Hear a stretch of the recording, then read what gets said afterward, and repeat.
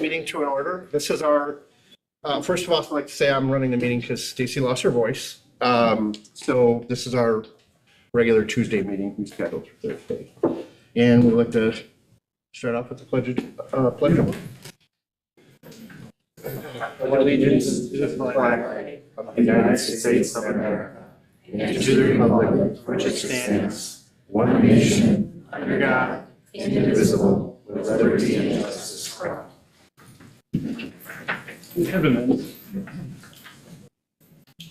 All right, Lord, you have it.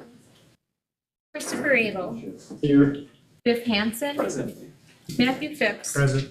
Stacy Seldman. Here. Matthew Spalding. Here. Terry Trask. Here. Tony Bustelica. Here. Thank you. Okay, and we'll move right into the public input portion. We're going to allow individuals 5 minutes. We've got a max of 30 minutes for this. And we'll start off in order by our electronic inputs, which would be Braden Meyer. You can just please state your address for the record.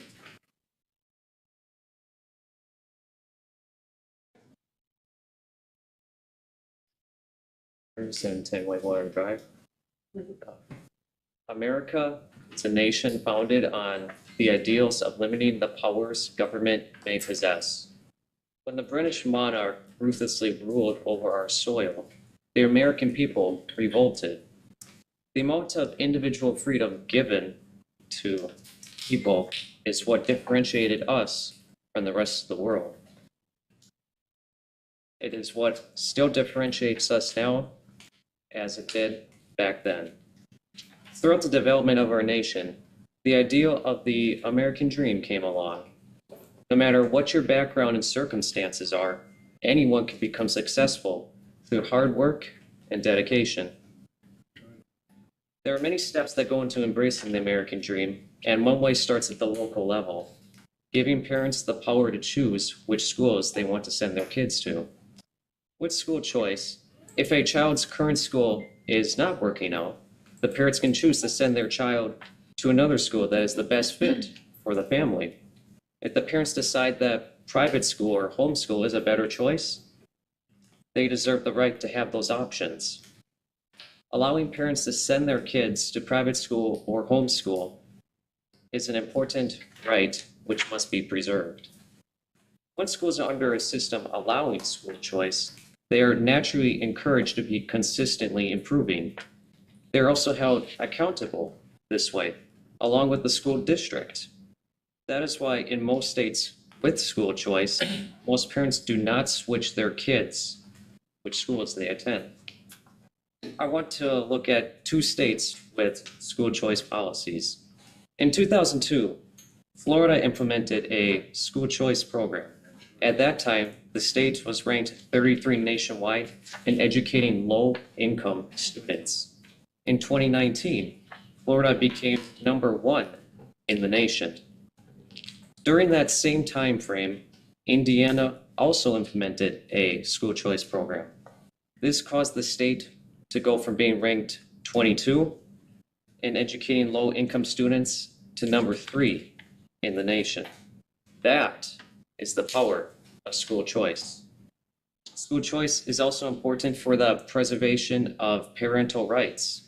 Parents deserve to be involved with and have the power to make choices over their children's education. Parents know what is best for their children. Allowing school choice is one step of the way to embracing the American dream. The American dream and any step which embraces it will contribute toward making America a more prosperous society. Parents, students, teachers, community members, and schools benefit under a system allowing school choice. Students now are the workers and leaders of the future. They deserve the best education they can get. That is why it is important to support this ideal for our great country. Chairman, could I ask, since Braden is a candidate for office, I kind of think it's inappropriate for him to use this forum to make campaign speeches that have nothing to do with anything that is under discussion or The only on the thing- agenda of the board. The only thing I can say is that everybody gets their time to speak. I can also tell you that you are also a candidate, so using this platform as a way to rebut it isn't either. We have 5 minutes to speak. You're going to have a chance to speak as well, too, if you want throughout the meeting. I can't tell them what to say. Okay. And also, I wanted to add something that I forgot because I don't normally run the meeting. Does anybody else have any more public input requests? I seen one came up earlier and I should have asked to make sure. Okay, we're good. And I have Jennifer Gleitner next. Please state your address for the record. Jennifer Gleitner, 1313 Flambeau Street, Manitowoc. Good evening, Mr. File, Ms. McCall, board members.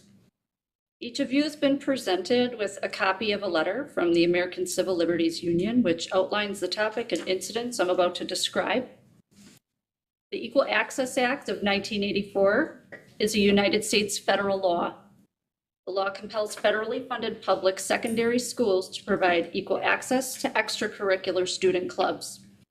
The EAA was lobbied for by Christian groups who wanted to ensure students the right to conduct Bible study programs on campus. The EAA is also essential in litigation regarding the right of students to form gay-straight alliances. In October of 2023, Superintendent File unilaterally made the decision to forcefully disband the Inclusion, Diversity, Equality, Equity Alliance at Wilson Middle School. Mr. File's rationale for his decision was his personal belief that the IDEA values are not well understood or supported by the district.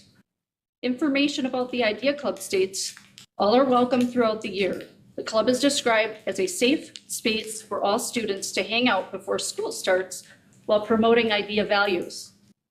Take a look at the letter I just presented to you, which uses GSAs or gay-straight alliances as the primary example. I want to draw your attention to the last sentence of the first paragraph. Regardless of the name, the Federal Equal Access Act requires that you treat such organizations the same as any other non-curricular club at your school.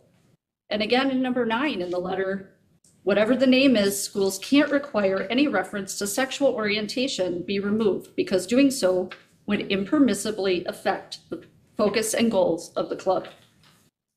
I would also like to draw your attention to number 4 in the letter, which states, the protections of the Equal Access Act are triggered if the school allows just one non-curricular student activity on campus. In other words, if one club is allowed, they must all be allowed.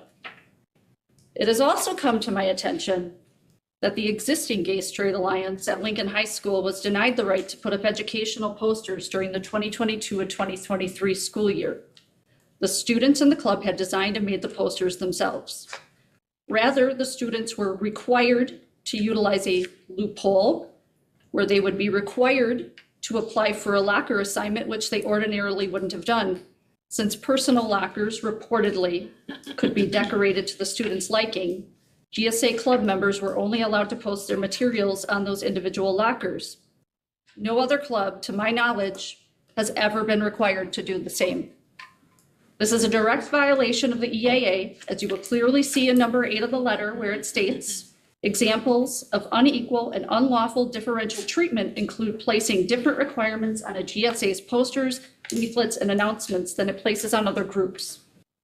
Mr. File, Ms. McCall, board members, the IDEA Club at Wilson Middle School must be immediately reinstated, and any restrictions not imposed on other clubs shall immediately be lifted from the Lincoln GSA. Continuing to disband clubs or restrict their activity puts the MPSD in direct violation of federal law, Wisconsin State Statute 118.13 regarding pupil discrimination, and several MPSD policies, which I'm sure you're all familiar with. Citizens are prepared to pursue litigation if this request is not met. This topic is supported by an enormous amount of legal precedent, which does not favor the current situation. I've provided you with several references to such in the letter you just received. Finally, I wanted to take this opportunity to personally deliver this open records request to our records custodian, Superintendent File, The request is for any emails beginning July 1st, 2022 until the present day and time, which include the phrases, words, and/or acronyms GSA, Idea Club, IDEA, Gay Straight Alliance, Gender Sexuality Alliance, Safe Zone, Ally, and/or Inclusion, Diversity, Equality, Equity Alliance. My contact information has been included. You can set it on Thank the you. table, we'll grab it. I'll bring it up, it's fine. Here you go. Thank you. Yeah, we are.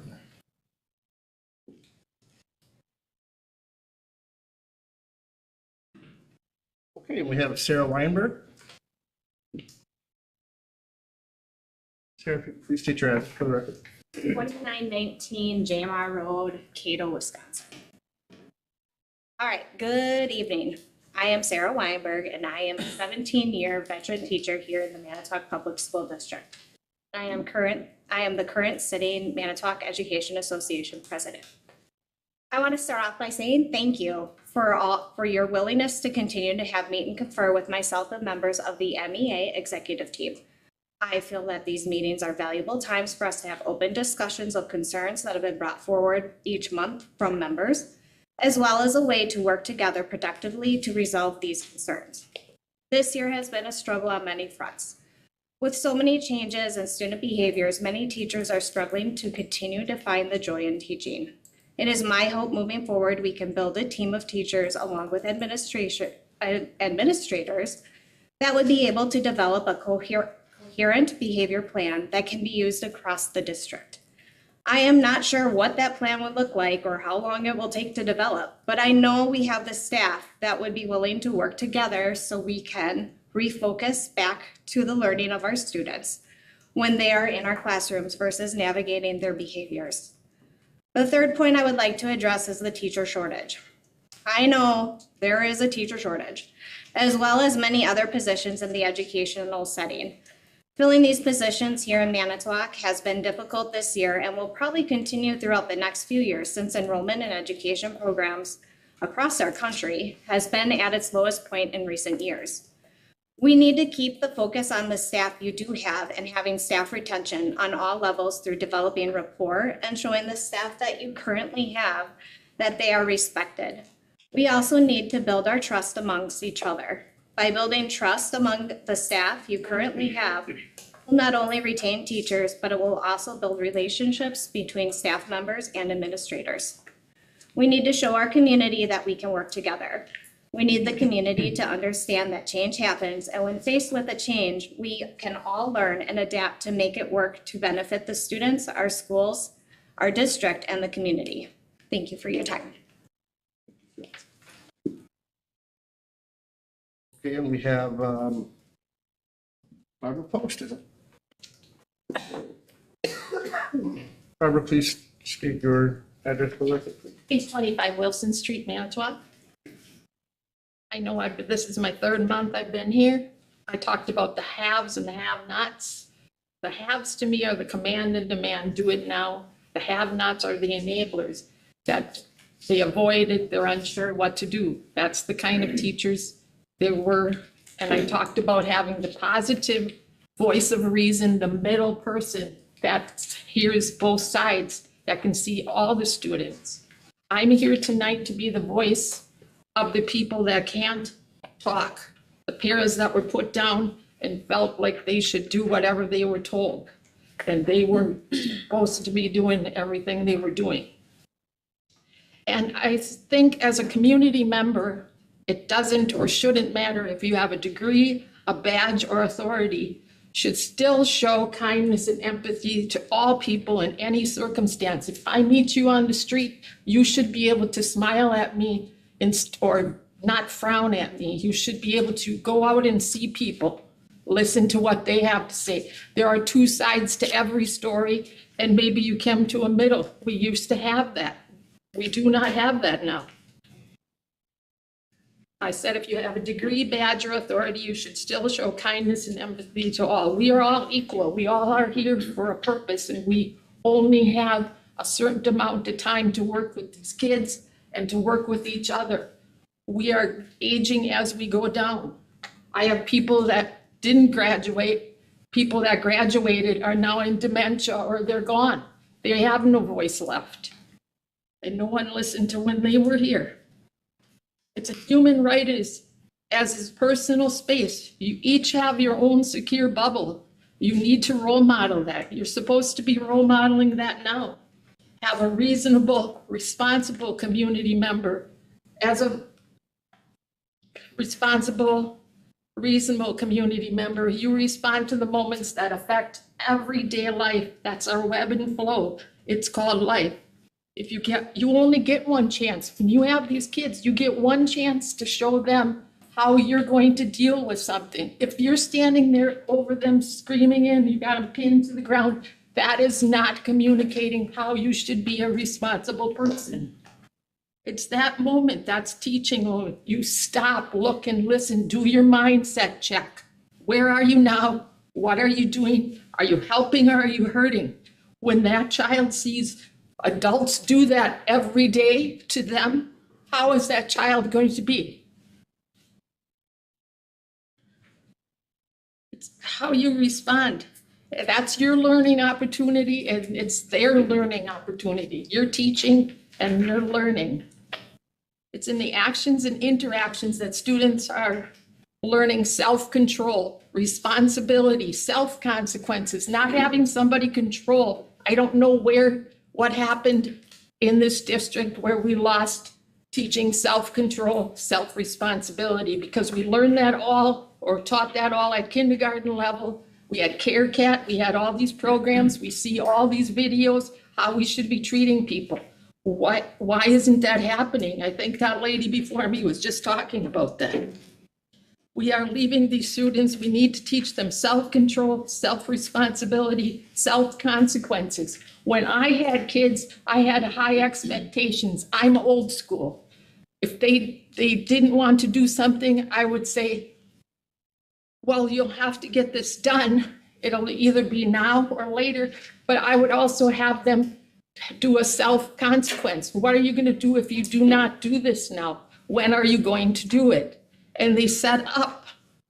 And it takes a while, but you have to be persistent and persevere through and be kind with it. If they need help with that, if they need a pencil, give them a pencil. If they don't understand something, give something that they can come for full understanding. They need to see and hear positivity, nurturing and care, not controlling responses. Through this is how we grow. Sure, they'll make mistakes. Didn't you make mistakes? I would tell teachers, didn't you, when you were 10 or 12, did you do everything your parents told you to do? How did you get to this day? Let's all give them the steps to form a positive, firm all-day foundation. They all have hope for the future. I talk to kids I've seen over the holidays. I'm not afraid to be in Manitowoc because I'm not afraid to see these kids. One kid I came up to, and this is not a lie, Fleet Farm, she just hugged and hugged me. It was like she goes, oh, I'm so glad. And I didn't come to see her, but I was glad to see her. So they all have hope for a future. So we need to get that firm, positive foundation built for them. Have you added or adhered to their hope? How did you get where you are? I always have hope to be of help to someone. If I see someone on the street and they need help, I will help them. I see a student that doesn't have really good shoes, I will dig in my purse and pay through somebody to get it. You're getting close to the end of the time. I just wanted to give you an opportunity. Okay. And why do I care? People would ask me that. They have a whole future ahead of them. They don't know. They need to have people who care and listen to them for going positive path forward. My whole life is if you're not one of the chosen, you just become one of those lost kids. And we have lost kids. I heard on the radio 200 lost kids today in Manitowoc. Plus I heard there was a 21-year-old guy with a gun today. I mean, people need to listen. It's been 50 years since I was at Lincoln. I know Biff. He doesn't really know me. I graduated with him. They tell me to go celebrate 100 years at Lincoln. And I'm supposed to celebrate when I didn't accomplish anything. I got a degree. I didn't get to do any of that. I helped these kids. They weren't pushed forward to head. they were given no care. I had one kid in my I just said, this is my final thing. Okay. He goes, Mrs. Post, and the teacher was right there.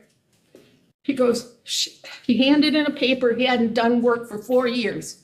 Handed in his paper, and she stands right over the kid and goes, this isn't good enough, this is not at grade level. He turns to me and goes, Mrs. Post, you don't get it.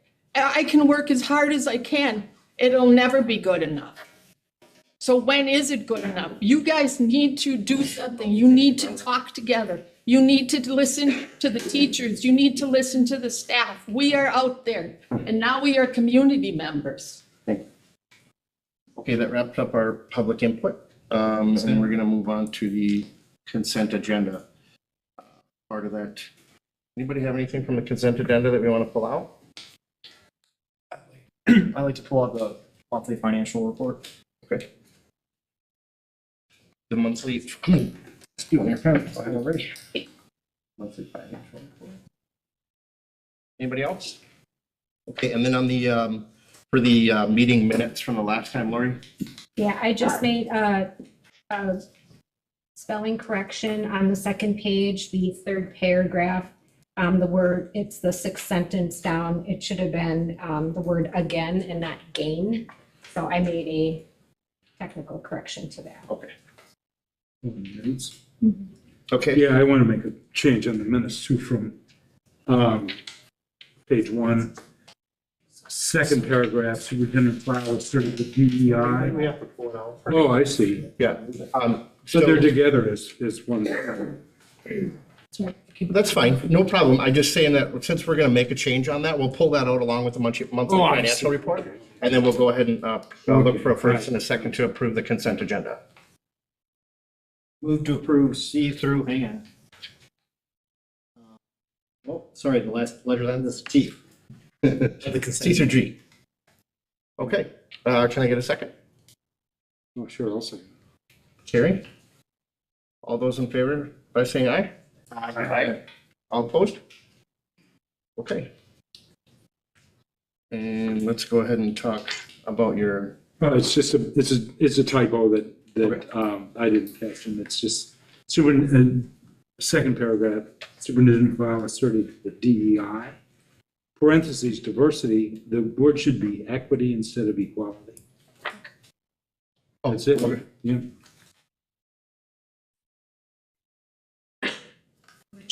Sorry, Carrie, where is that? Got it? Sorry.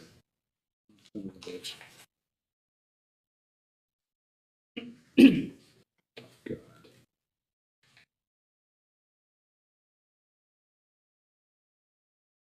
That's from the closed session. That's in the closed session, yeah. Yeah, right here. Okay, Yeah, right. okay. All Okay. right.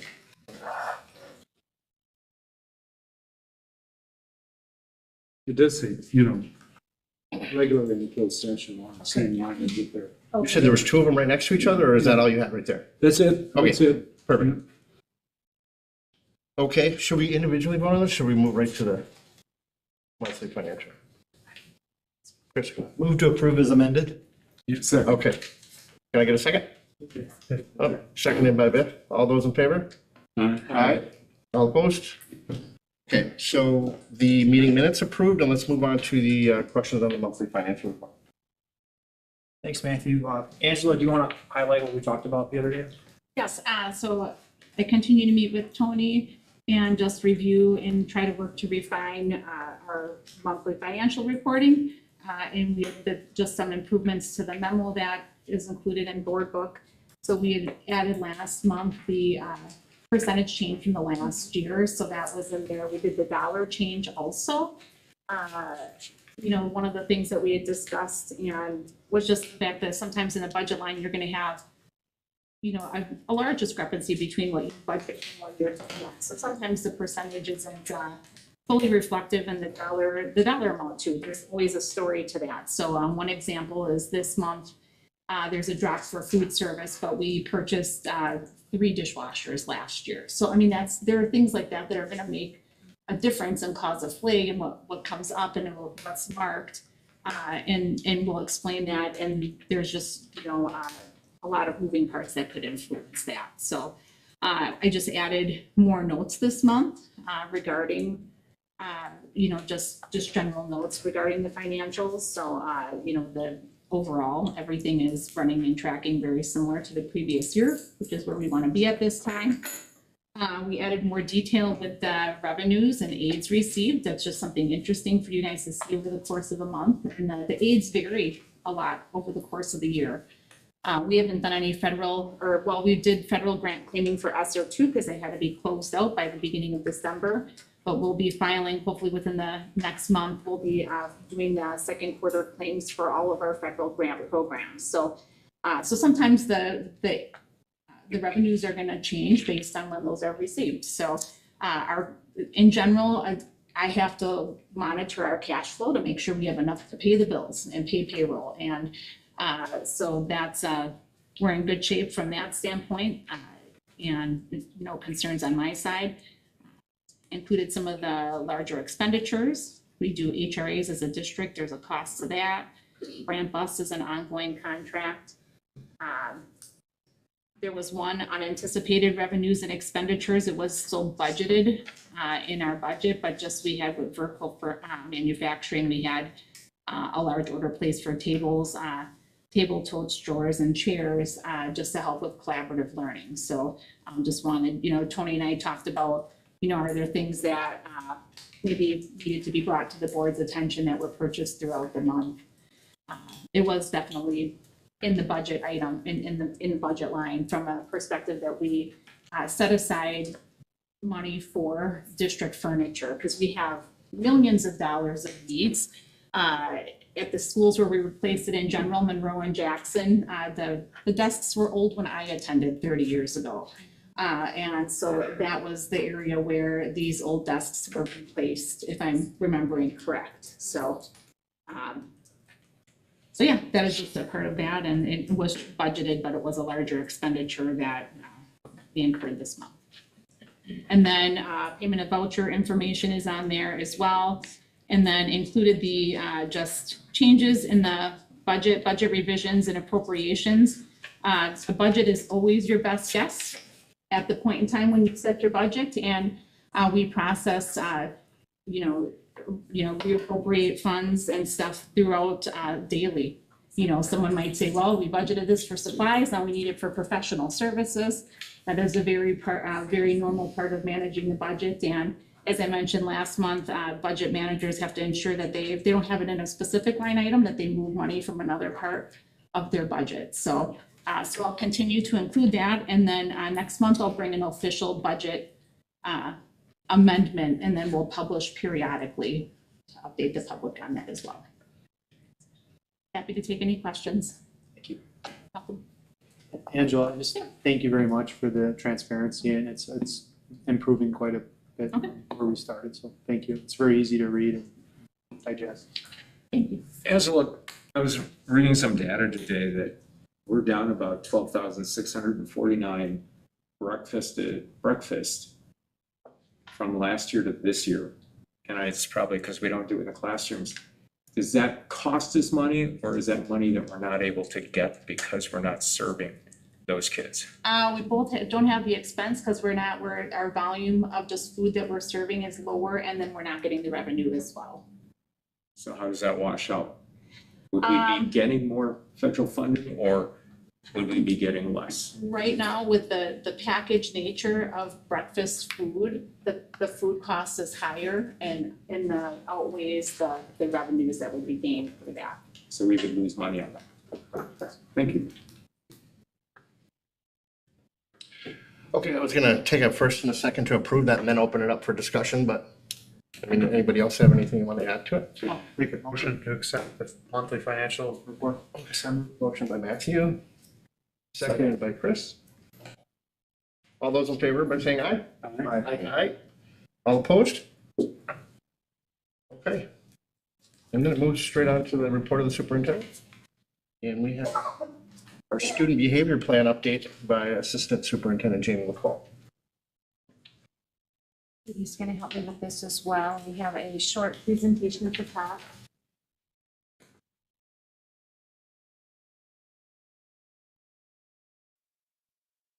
One of the areas as we talk to our staff that we are hearing a lot about and our parents is the concern that behavior is interfering in the ability to instruct, safety, and just the ability to have an environment that's conducive to learning. So Katie, if you go to the next slide. We wanted to make sure that we express to you very clearly that behavior isn't something that we can just tell children how to behave and they're going to do it. Or we can send them home and then when they come back tomorrow, they're going to do it. There's a reason that children misbehave and adults too.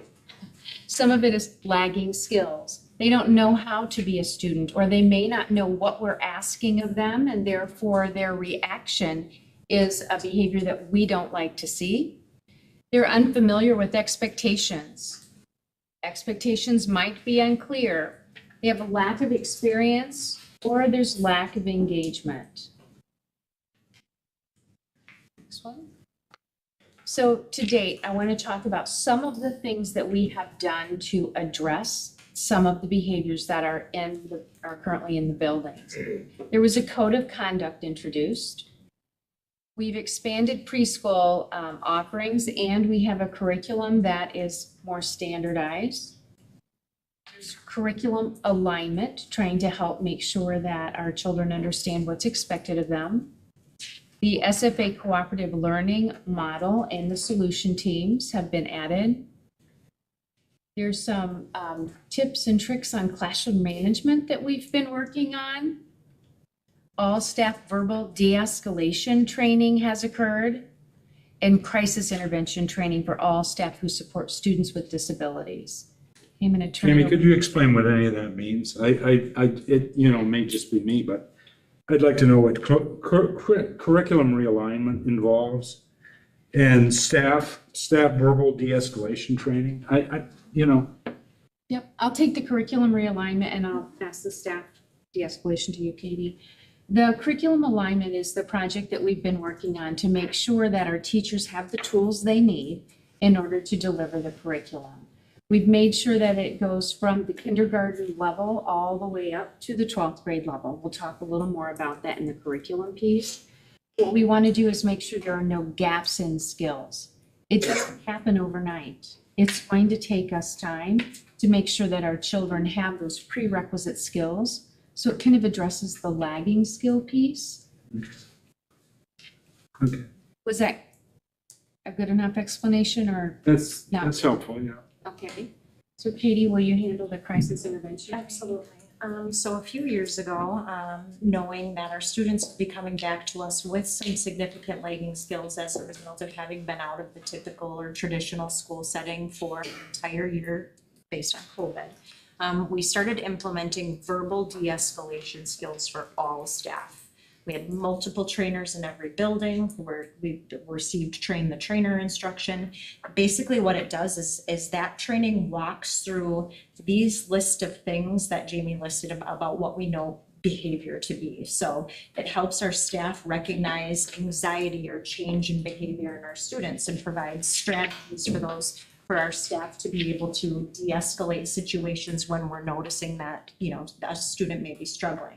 It gives us specific strategies about offering services when students are struggling. It provides basic classroom management tier 1 instructional strategies that focuses on our relationship with students and how to recognize when they're struggling, and then providing some tips and tricks to them to be able to de-escalate situations before they escalate into a crisis situation. And then nonviolent crisis training expands on that training. It's a little bit more in-depth version of the nonverbal or verbal de-escalation strategies training, and that when students' behavior escalates into a crisis situation, it gives teachers strategies to de-escalate those even more escalated situations. And typically the staff members that are involved in that NVCI, nonviolent crisis instruction training, intervention training, our special ed teachers, our administrators, our school counselors, the people that are typically on our safety or crisis response teams. So all staff have the shorter version, our more specialized staff have the longer, more intense training, and that occurs on an annual basis. Okay, cool. So, go ahead. I think it's appropriate to interject here. I was able to visit Franklin Elementary School before Christmas break, like 2 days, 1 day before Christmas vacation. Normally, in my mind, I thought I was kind of expecting more of a playpen or a little bit of a excitement in the air just for Christmas break, but I got to view the SFA time there, and what I did see was amazing, awesome behavior, and it's because I've seen 99% of all the students were engaged with what she was talking about with behaviors and communications, and there was so much planning done for every single instructor that I went to almost like 25 classrooms, and I did not see any behaviors because the students were all quite happily engaged with the lesson being taught and their curriculum exactly to where they were met at their own level. So I just want to explain to the rest of the board members, it was an amazing experience. I was so just in awe, to be honest with you, about the planning, the preparation, and how much there was no behaviors whatsoever. And I was there for about 2 hours, and it was an amazing feeling to see every student engaged, pretty much happy. There was one student that happened to be a little bit frustrated with something going on toward the end of the SFA period, and he was just quietly in the hallway, trying to get his feelings in order, and but he wasn't wrecking the environment at all in the classroom. But I was just amazed by the classroom management, the engagement of the students, and the amount of planning that went into that SFA period at Franklin Elementary School right before Christmas break. So I want to just tell all the board members that publicly, that it was an awesome time. These are the things that have happened to date. We know that there are still multiple behavior concerns within the schools. We're hearing it from our teachers, we're hearing it from our principals, and we need to make sure that we are responding to those concerns. And so, moving on, I'm going to turn that part over to you, Katie. Just want to draw attention to, again, that first list, behavior as a form of communication, because that really highlights the way, students are trying to communicate with us what their needs are. There are certain things on that list that are within our locus of control as staff members to try to respond to. And there's some things that our students come to us with every day that are beyond our control. So what we can control in our environment is how we are structuring and managing our classrooms, how we're building relationships with kids, how we are engaging curriculum so that there's high levels of engagement. We can't necessarily make up for what experiences they come to us with. So we have to make sure that we're addressing those things that are within our control. And like Jamie said, that's incredibly challenging, and it does not happen overnight, and it involves many, many people to be able to do this well. And it takes time to build skill, especially in new educators who are learning to manage all of the things that come with teaching anyway. So what we're focusing on coming up is really being intentional about our professional development opportunities as a district and at the building level. Buildings need to have some autonomy and be able to address specific things that are unique to their culture and their learning communities. So we need to make sure that they have the autonomy to do that. We need to make sure that all staff in our buildings have the skills that they need to be able to meet the needs of our students. So one thing that we're doing as part of our January 22nd day is we're having a paraprofessional conference essentially at Lincoln High School that will take place from 8 to 3.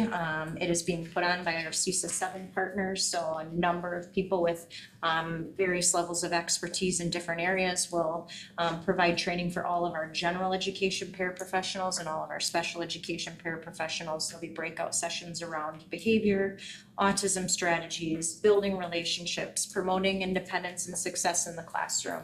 Just a number of things that will be very specific takeaways for our paraprofessionals to utilize in the classroom. So that's taking place on the 22nd.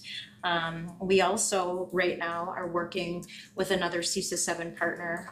Her name is Katie Tennyson and Lynette Seminar, who is one of our student service program support people that supports our solution teams, has helped set this up with Katie. Katie has begun a behavioral audit in our district. So As you know, we have contracted days to receive support through CESA 7. So part of that, we're allocating to supporting the behavioral needs in our building. So she completed an audit, a full day at Washington Middle School and a full day at Wilson Middle School last week, and we had the opportunity to participate in a debriefing with her that was very specific around her observations, her takeaways. She was in every classroom, she spoke with teachers, she spoke with students, she spoke with the administrative team. It was, an incredibly comprehensive snapshot of what's going on in that building. And then as an administrative team, central office and Washington and Wilson, we had the opportunity to really do a root cause analysis of where some of those, these challenges are coming from. And then set an action plan and a timetable and an accountability and check-in system. And a lot of it boils down to there being consistent expectations in our schools, consistent visuals in our classrooms that reinforce and allow the opportunity for teachers to teach to behaviors, that there's consistent follow through in the form of a behavior plan or a support plan in the event that students are struggling, and helping admin teams really think through those systems. We are at a point in our district right now where we're not only looking at student outcome data at a kind of a new level, but we're also looking at behavioral data with a different lens than we have in the past. That behavioral data is helping to inform the work of our solutions teams, which is a component of SFA.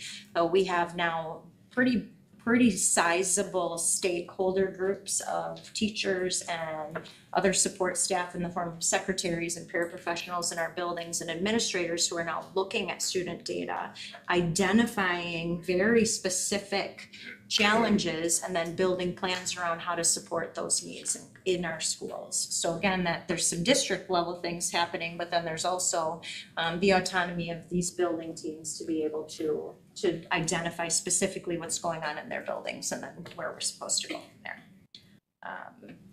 With that, and this was something that came from our Katie Tennyson follow-up at the middle school level, and she's starting her elementary school trek now, but she challenged our administrative teams to include parents. So being very clear about communicating what our behavioral expectations are, what it looks like to be successful in each of our learning communities, and then giving our parents ideas about how to support that, or so they're able to help reinforce those behavioral expectations. So we're really acknowledging that it takes really a team of people, a village, to support our kids and becoming really good students again, and finding success in our buildings. And relationship building isn't easy doesn't come automatically for some people. So, being able to give our teachers those strategies is going to just help people feel better about the work that they're doing as well. But it will take feedback from stakeholders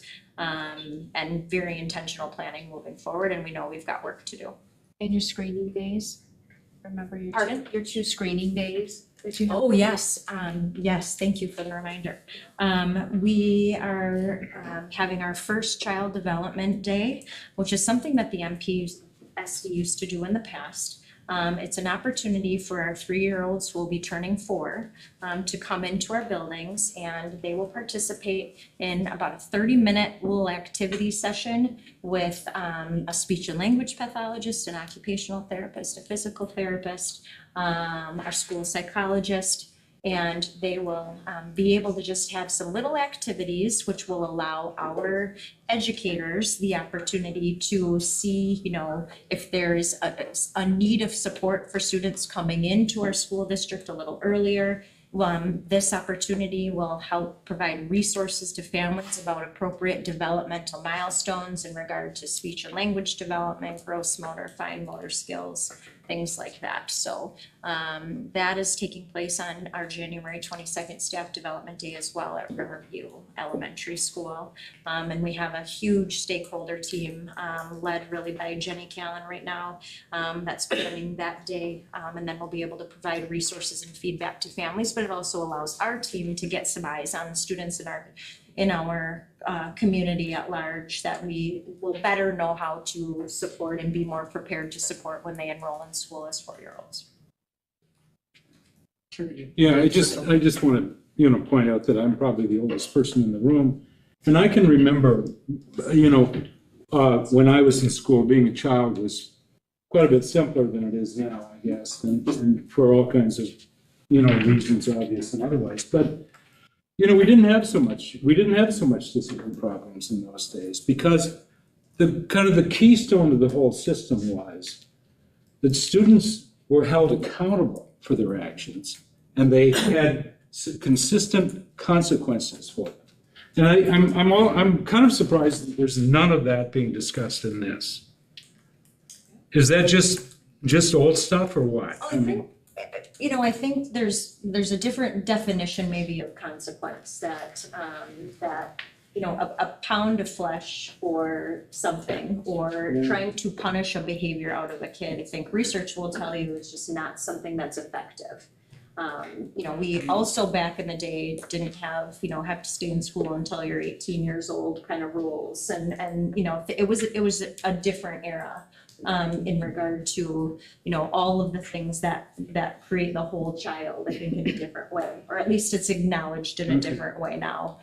So I think what we know about consequences is that we need to make sure that they're learning opportunities for students. And we are not without consequences in our school districts. They just, when we're talking about a student not able to meet some expectation, and I think Jamie referenced this right away in her presentation, and we say, you are sent home because you didn't do what we wanted you to, but there's no teaching about what the expectation is. There's no acknowledging that, there maybe is a skill that that student is lagging in the moment that we need to address, those kinds of things. So what the important part about some sort of consequence is that it's an opportunity for kids to learn what the expectation is, develop the strategies that they need to, so they're not continuing to make that same error in either behavior or thinking or judgment or whatever it is. Okay, I guess there's a debate in there somewhere. So I think she hit it right on the head. I think the big thing we have to get is back to the basics of clear expectations and model that and then give them strategies to achieve those clear expectations. I think that's the forefront of responsibility. We have to set out a plan for them correctly first and give them exactly define what we're asking them to do. And then we can have them try to succeed at that. One last thing, thank you very much for all the work that's being done. I want to highlight, and I'm quite excited about the cooperative learning being expanded to the subject areas in all parts of the day. I think that's a great way to just be consistent through for everyone. And we're really going to need that. And then also that can also help any kind of lacks. If there is a lacking of skills, working in groups really helps make that transition or that knowledge become less intensified or exacerbate the student that's trying to learn that skill. So I'm just very happy to hear the language of cooperative learning being expanded and just the group setting. I believe we probably have been doing that in many different scenarios in many classrooms for many years. However, to see that be a forefront of one of our models and then having professional development to support that is just paramount to have successful behaviors and overall population of the school. So thank you for everybody. Tony? Yeah, thanks, guys. I'm curious, is there any way to compare how we're doing this year compared to previous years as far as behavior goes? I know I've heard and I've seen some, just talking to some of the buildings that things have gotten better, but I also know it's still an issue. So I'm just curious, is there any meaningful comparison that we can make at this stage? And Yep, some easy comparisons are behavior referrals in Infinite Campus from last year at this time to this year at this time. And we actually have that opportunity will be at the end of first semester to take a look at where we were at first semester last year compared to where we were at first semester this year. So that will be some data that we can share with you at the February board meeting. okay.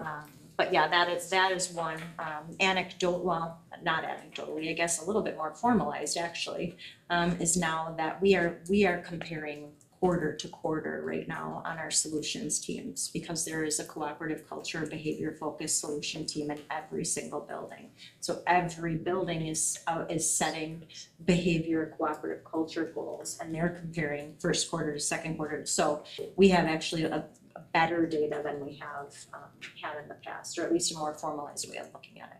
Yeah, I think we have to caution though, when you think about the classrooms, the different temperaments of adults and how they respond to things may cause one behavior to be really elevated here and another one, is much lower. So when we think about entering the data, that's where that consistency piece is in.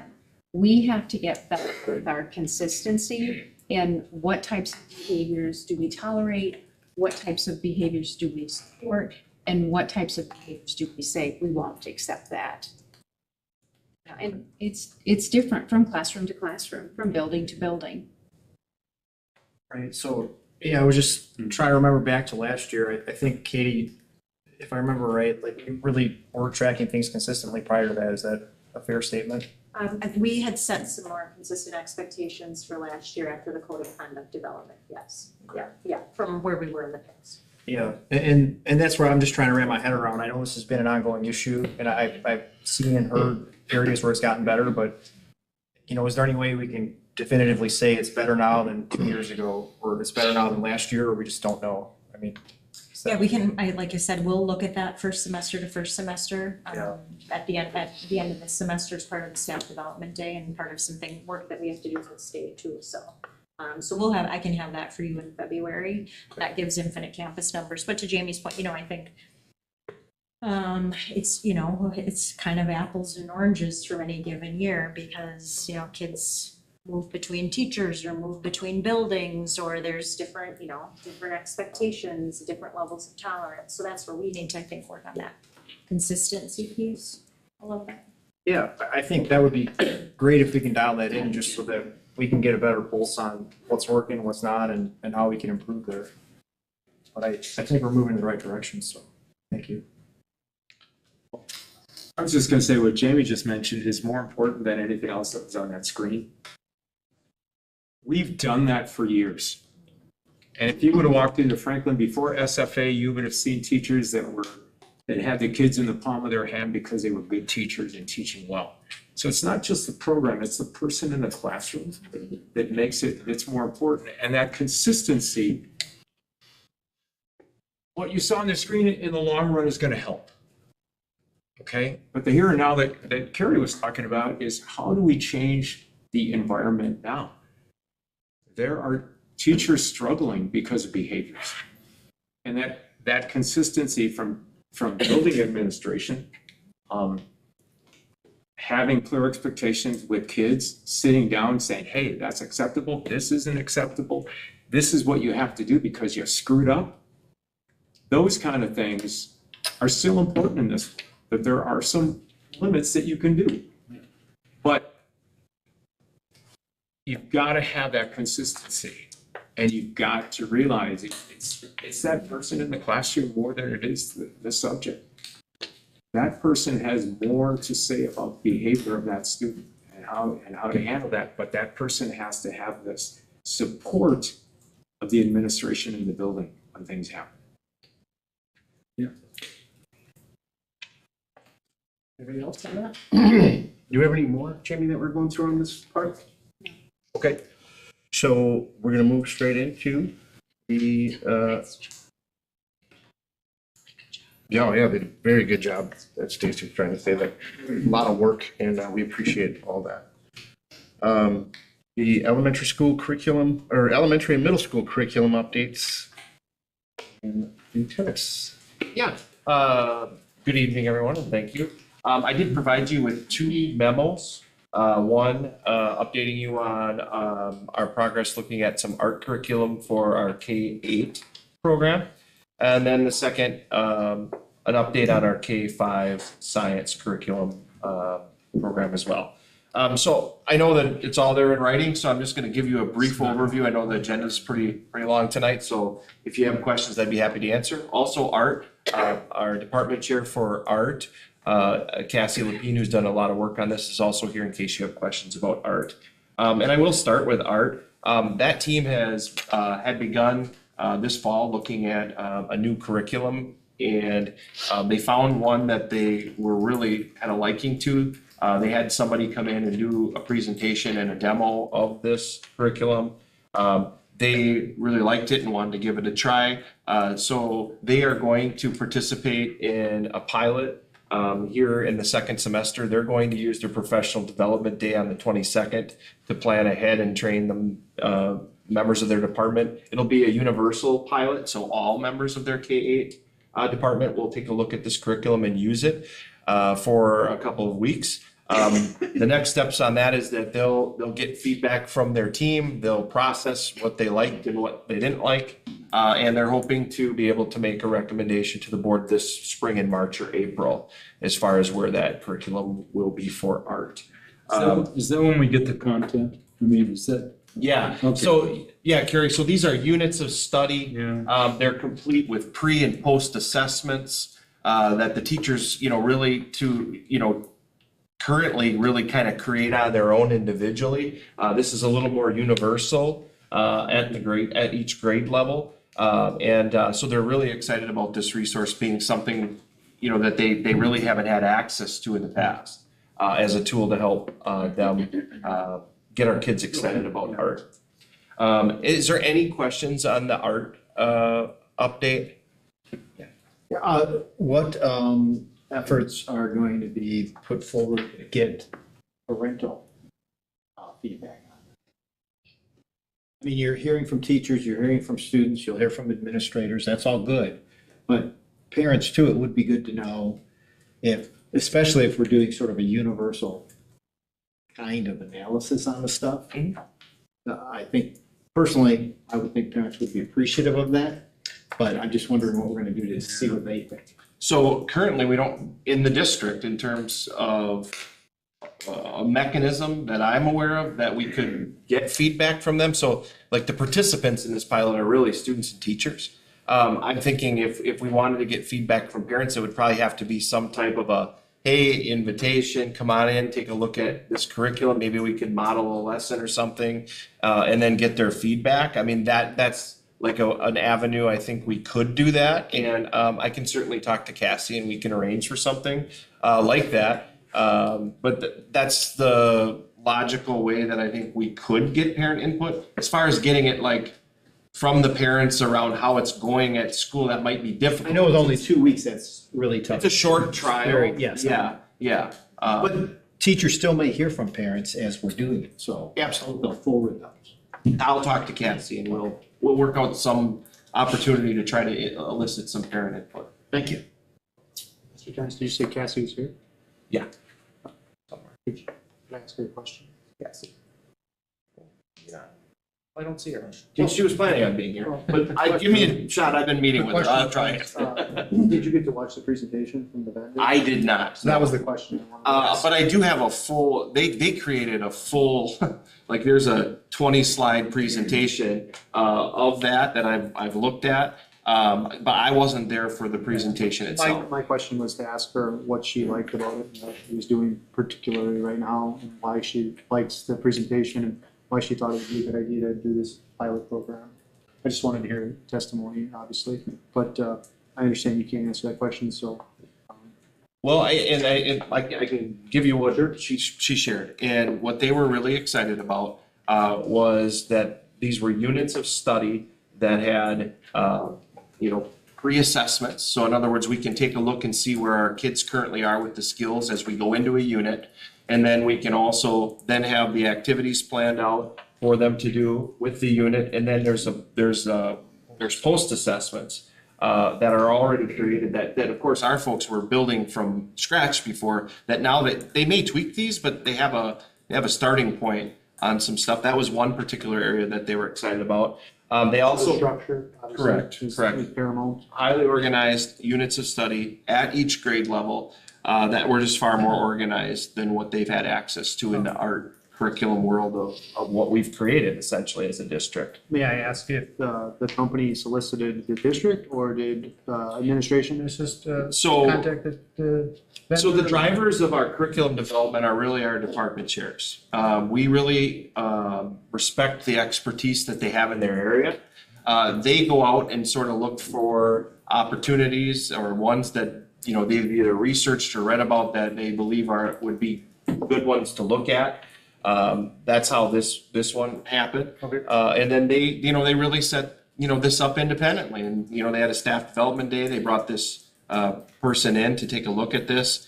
They were then given a little bit of demo access to kind of take a peek, and, they're really saying, let's take the next step here and try this out and really make sure it's right.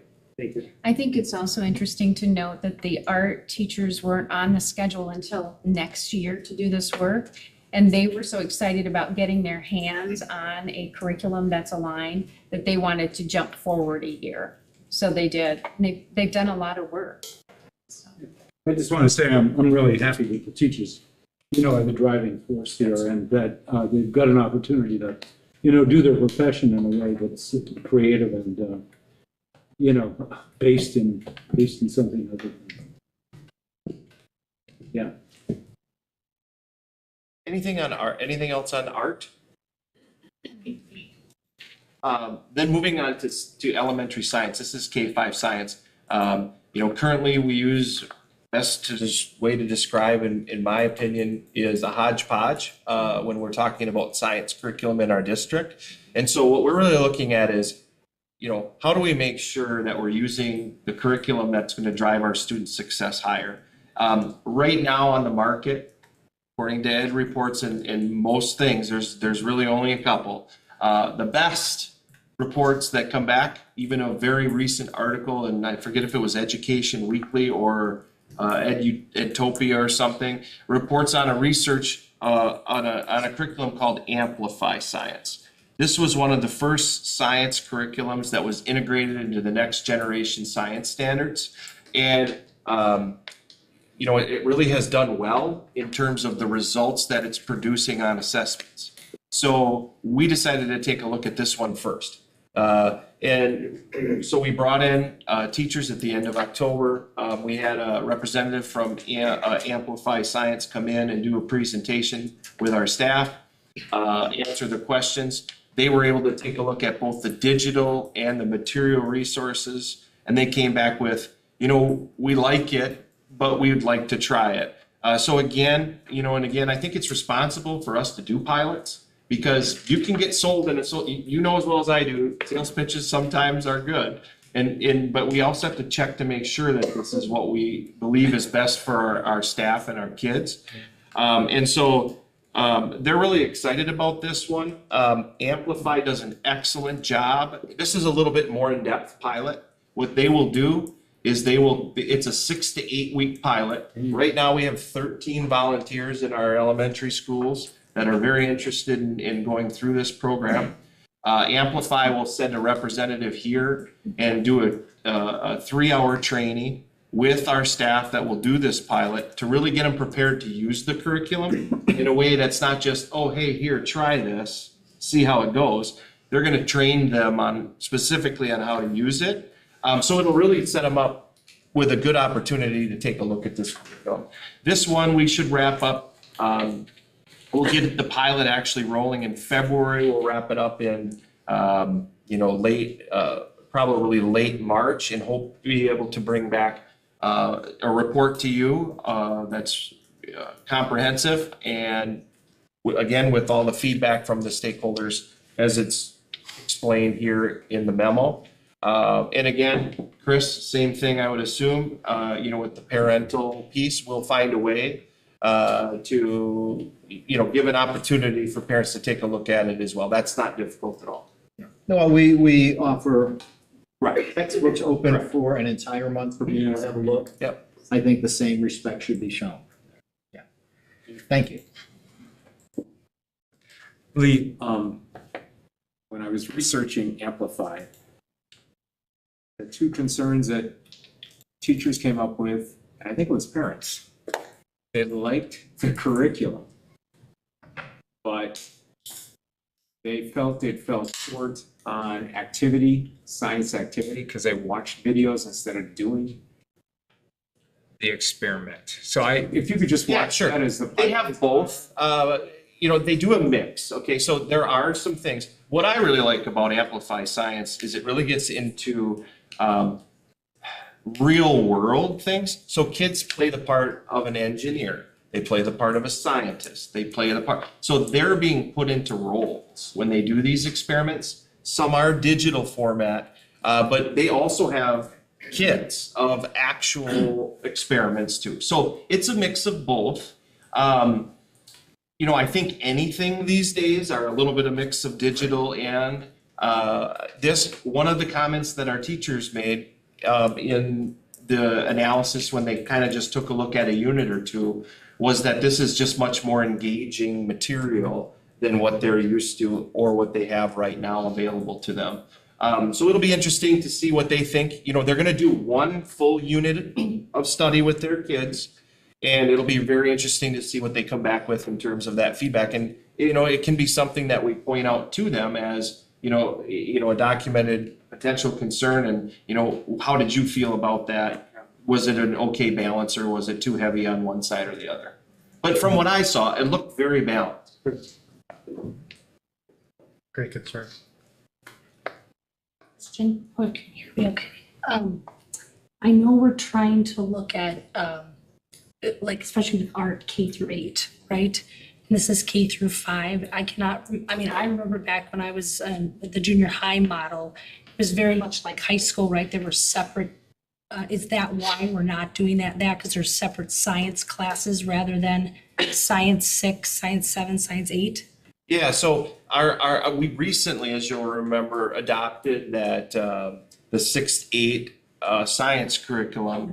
Yep, very recently. And Mr. Keel, who is the department chair for that, was a big proponent of that integrated curriculum. So Amplify doesn't yet quite have all of it, but the other part of it too is, and this is, you know, this is why I love the fact that we're setting ourselves up systematically to look at curriculum, because as things evolve, in 6 years, for example, the curriculum that we adopted at the middle school level currently doesn't offer an elementary version, but they are working on it and they have some units of study available for next year. But it wasn't an option for us because it wasn't a full curriculum. But yeah, as much as possible, we like to try to look at how do we integrate and how do things go. We've included Mr. Keel and our high school department chair in on this process, and they were here for the review, and they both were very positive about this and how it leads into the middle school. And even our high school person was impressed with the organization and how they connected to the national science standards that we use. Yeah. Is there anything else, questions on science? Anecdotally, if I may, also just a quick, this isn't anything I have in writing, we just had the meeting today, but Mrs. Boncher over at McKinley, just for kind of an update where we're at with that on the visioning piece. She's really put together quite an extensive process that we're going to put into play here, even beginning this week. First thing we want to do is establish needs. So there's a survey that will be going out to the staff at McKinley as well as Lincoln High School to ask our professionals some questions about alternative programming, what needs they're seeing with their students, and things they may suggest as part of that programming as sort of a baseline way to get some data. We've also highlighted staff members from McKinley, other staff members from the district, including Lincoln High School, as well as some of our alternative programs, our school to work folks, administrators, a board representative. I think she'll be in contact with you to ask if you would like to have someone from our board be part of this, as well as someone from the McKinley board as well. So it'll be a very comprehensive group of people. The plan is to have those survey results sort of help set up our conversation for the visioning session that we'll take from our stakeholders. Will involve students as well as parents. And this meeting is going to be scheduled for February 15th. The plan currently is to have 2 visioning sessions. We'll have one on the 15th where we'll review the data from the surveys as well as start having brainstorming conversations. They'll go through a sort of a visioning exercise that evening together as a large group.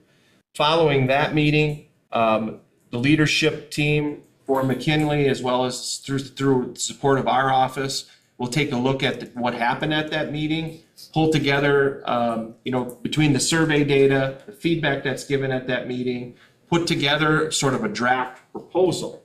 Then bring that team back together to review that proposal, poke holes in it, ask questions, see where we're at, with hopes that we can be moving, on a new direction, or a solid course direction that we'll be very confident in, later this spring, which would coincide with decisions that need to be made around staffing and that whole process. So kudos to the team, at McKinley and Mrs. Boncher for, really, spearheading this in a very quick way. But we're going to get movement on this here in the next month or two, and it'll involve a lot of stakeholders, which is always a good thing. Sorry, do you have any representatives of the paraprofessional community? Mm-hmm. Sorry. Yep. We're gonna go to the district activity update. We have one?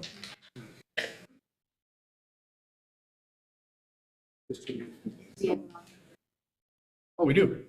I didn't see that did we miss that? I'm sorry, it's later. Oh. Never mind. More for the science or no? No, go ahead. Sorry about that. Oh. Okay, the district activity update. Just so, we're monitoring the weather, yes, we did come off Tuesday.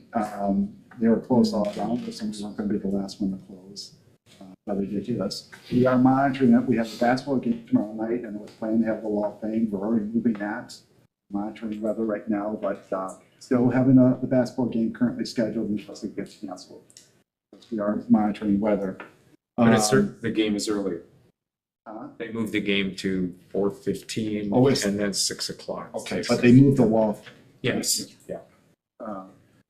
Also tomorrow is second Friday count. That's a significant date here in terms of when we're counting students because that contributes to revenue in terms of numbers. They do have an alternative. If we close, we would have to have it on Monday. We just have to notify them. I'm participating, and it's really nice hearing board members going out to the schools. As I know, Stacy and I have found ourselves in the same place, sitting in and more in depth, watching a whole reading block, an hour and a half. Been really good. We visited Franklin today, I visited Jackson, so we're trying to get out more, and it's really been beneficial as Sir Phipps had mentioned, in terms of we're experiencing the same thing, remarkable. And to really not only listen to the teachers and stuff like this, but seeing it in action, that's really beneficial. So that's been really good. We have the state conference coming up, and currently we have Carrie and Stacy and myself attending. That will be in Milwaukee, January 17th and 19th. And we are going to, I think we had another block room canceled. We're going to cancel that unless there's somebody else who wanted to go that hasn't identified. Correct, Lori? It's too late now. Maybe not. So anyways, that conference is coming up. And again, please visit the district website, for any updates and stuff like that. That's really good, frequent. But that's another area we want to also devote more time with. That's our social media sites and our website.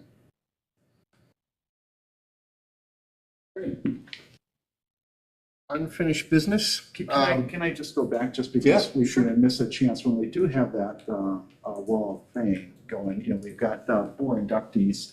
Don Fogeltans. Thank you. Eric Fogeltans, the son, and whose mother teaches in our school district, and John Lawrence. Thank you very much. So it's just really nice. I missed anybody there? I get them 4? No, there's 3. 3. So just one in case we can get another chance to make some work around. Oh, good. Thanks for mentioning that. Quite the athletes. Okay. For the unfinished business, we have those 2 policies that we tabled because we were looking at getting more information from our attorney and we're still waiting. I know he's sending information. Right. And I did have some follow-up with him where he's identified some other districts have been exploring other options other than Neola in terms of what the language might look like, and so I'm waiting for that information right at this time. as soon as we get that, I mean, we'll be able to continue on. So it's not like we want to keep kicking this down the road, but unfortunately, we like to keep tabling it until we do get that information. Okay? One of the things I thought of too is, WASB School Law Conference is coming up, and it's gonna address, some of the issues that have to do with, Title IX and kind of how they had that, they didn't get it going fast enough what the new regulators were gonna be. So that might be something that a couple of us think about wanting to go to as well. It's at the end of February. It talks about a couple other kind of good things. The one on Title IX is put on by our attorneys, actually, Mary Gerbig's group. So just be thinking about that as something. It's in Appleton this year, so not too far. So just another thing to think about that I think would help us is for governing these policies and some of the big issues that are coming up right now. Okay. So if we're gonna continue to table that subject, then we'll move straight into new business. Okay, we have new business. We're looking at just for might have action here with the LHS student representative pilot proposal. Who's I would take a first and second for this and then we'll have discussion. sure? Can we get a motion to approve the pilot proposal from the Lincoln High School student representative? I'll make a motion. Motion by Stacy, seconded by Chris.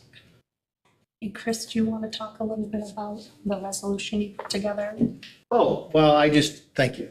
I just put something together that I thought would cover all of our expectations and yet provide enough flexibility for the Lincoln School Senate, because giving them a representative and an alternate, I think, is exactly what we need.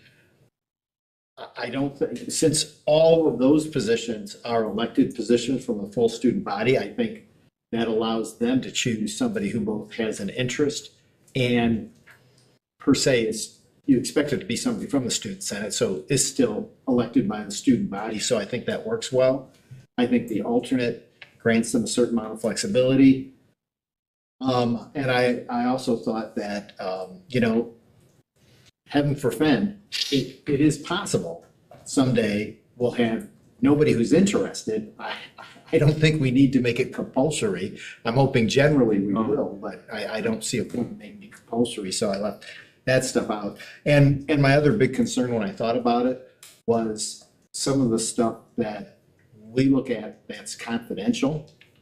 And I personally can't see from what we've done so far that falls under closed session, that they would be invited to.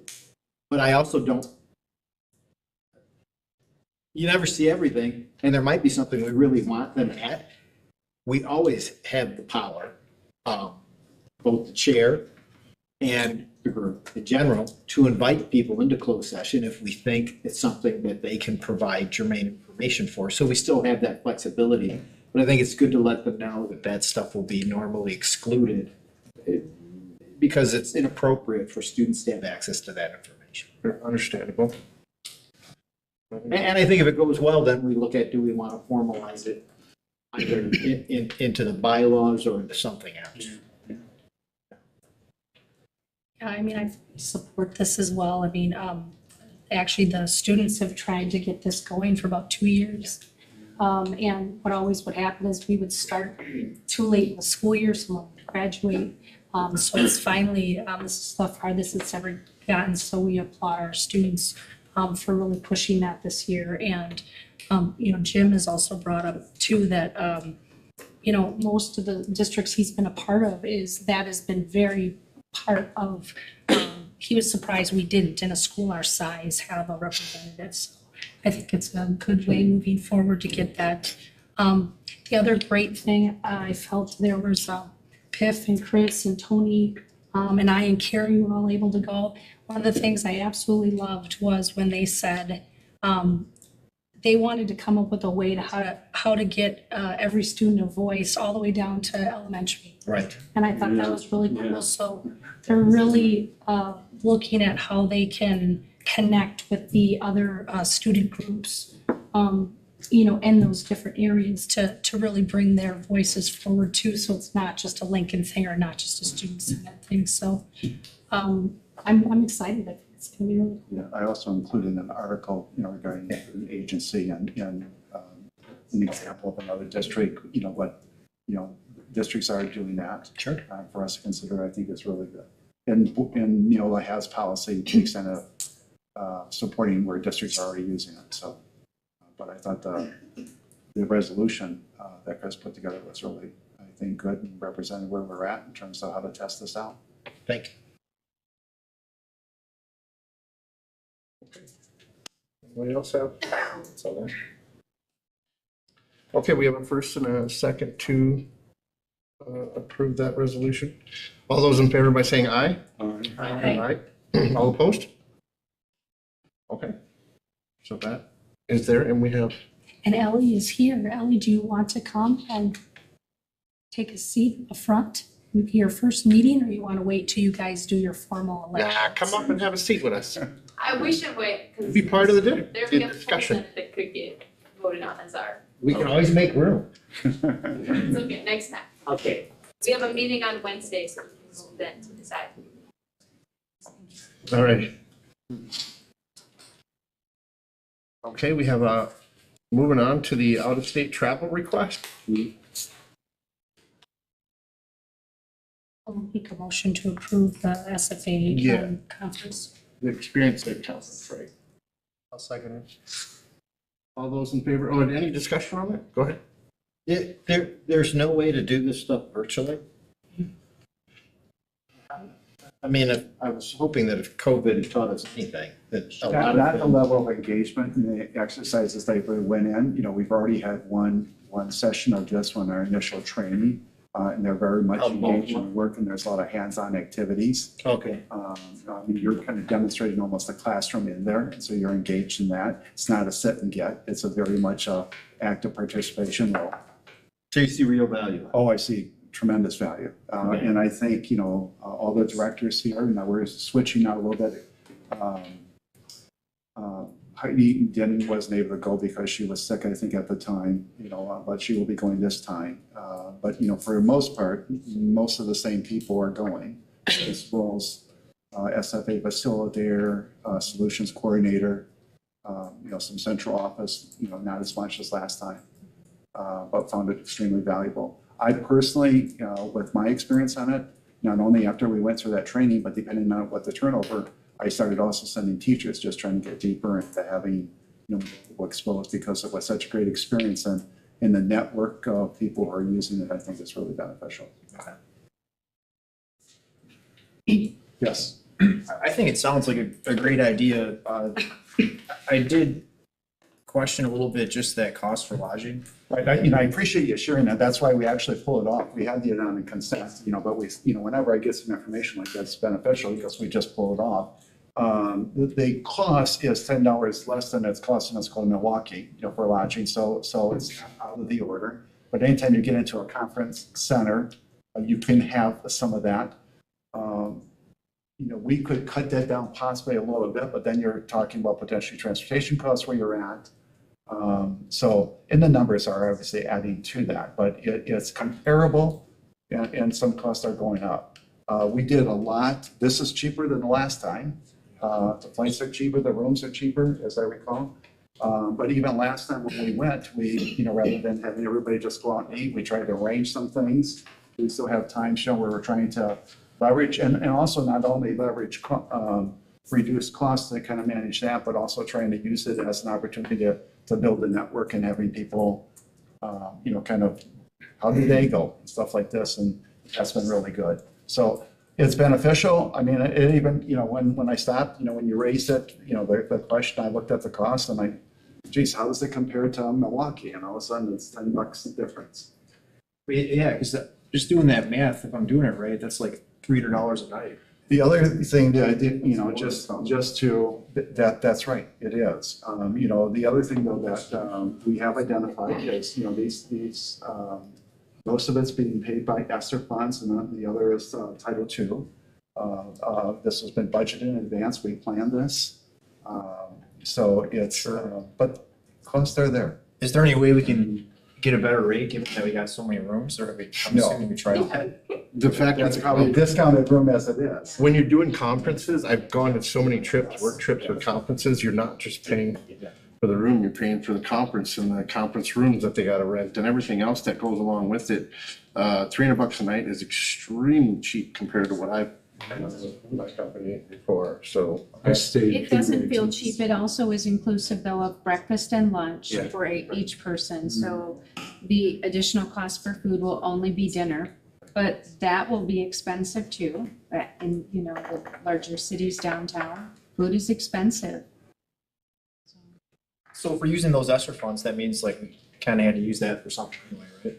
Well, some of it had to be targeted for improvement areas, and this is where this qualifies us because of the very nature of what we're doing, you know, to impact, you know, what we're doing in terms of loss of learning and increasing that. So very much qualified us to use those, and that's where we use that. Also, the Title II is for professional development. Did I miss anything there? No, we are using some Title II dollars. I can't remember exactly how much, Most but that ESSER. is, it's mostly yes, sir.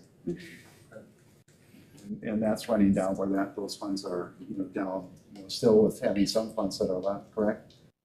With I ESSER's. believe the airfare is covered, the estimate was that airfare covered by ESSER money will be gone then as far as the travel costs is concerned.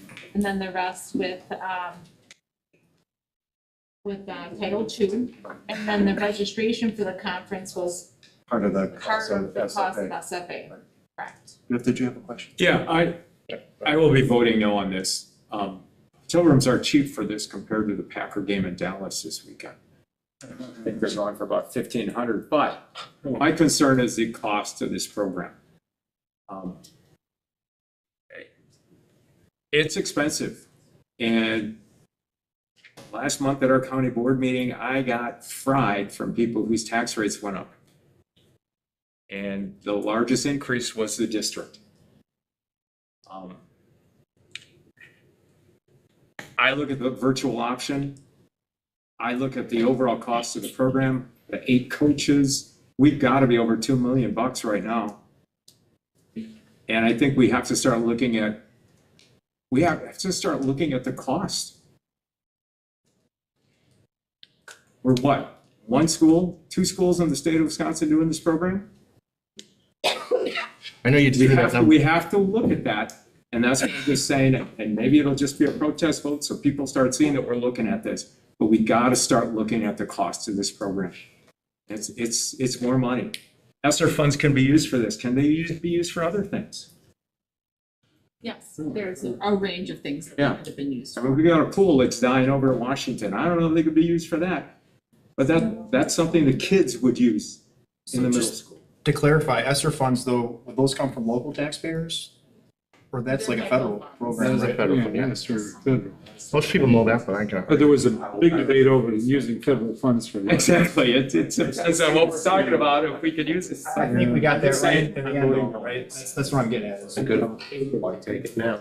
I'm gonna interject and just say that we spent money on lots of trips and things in the past prior to us being on the board as well too, equal and exceeding to this. But this is something that is promoting our and giving training and promoting SFA, getting them, when you go on trips with especially with your workers, the people you work with, it also builds camaraderie. I mean, it renews your sense of wanting to get back and really, work on it.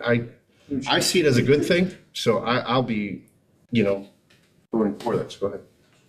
Yeah, I just want to clarify, I just wanted to make sure we exhausted all our options, just because that just seems kind of high for travel. I think it's a good idea, especially if you guys feel that it's going to help improve the returns of our investment, through the program.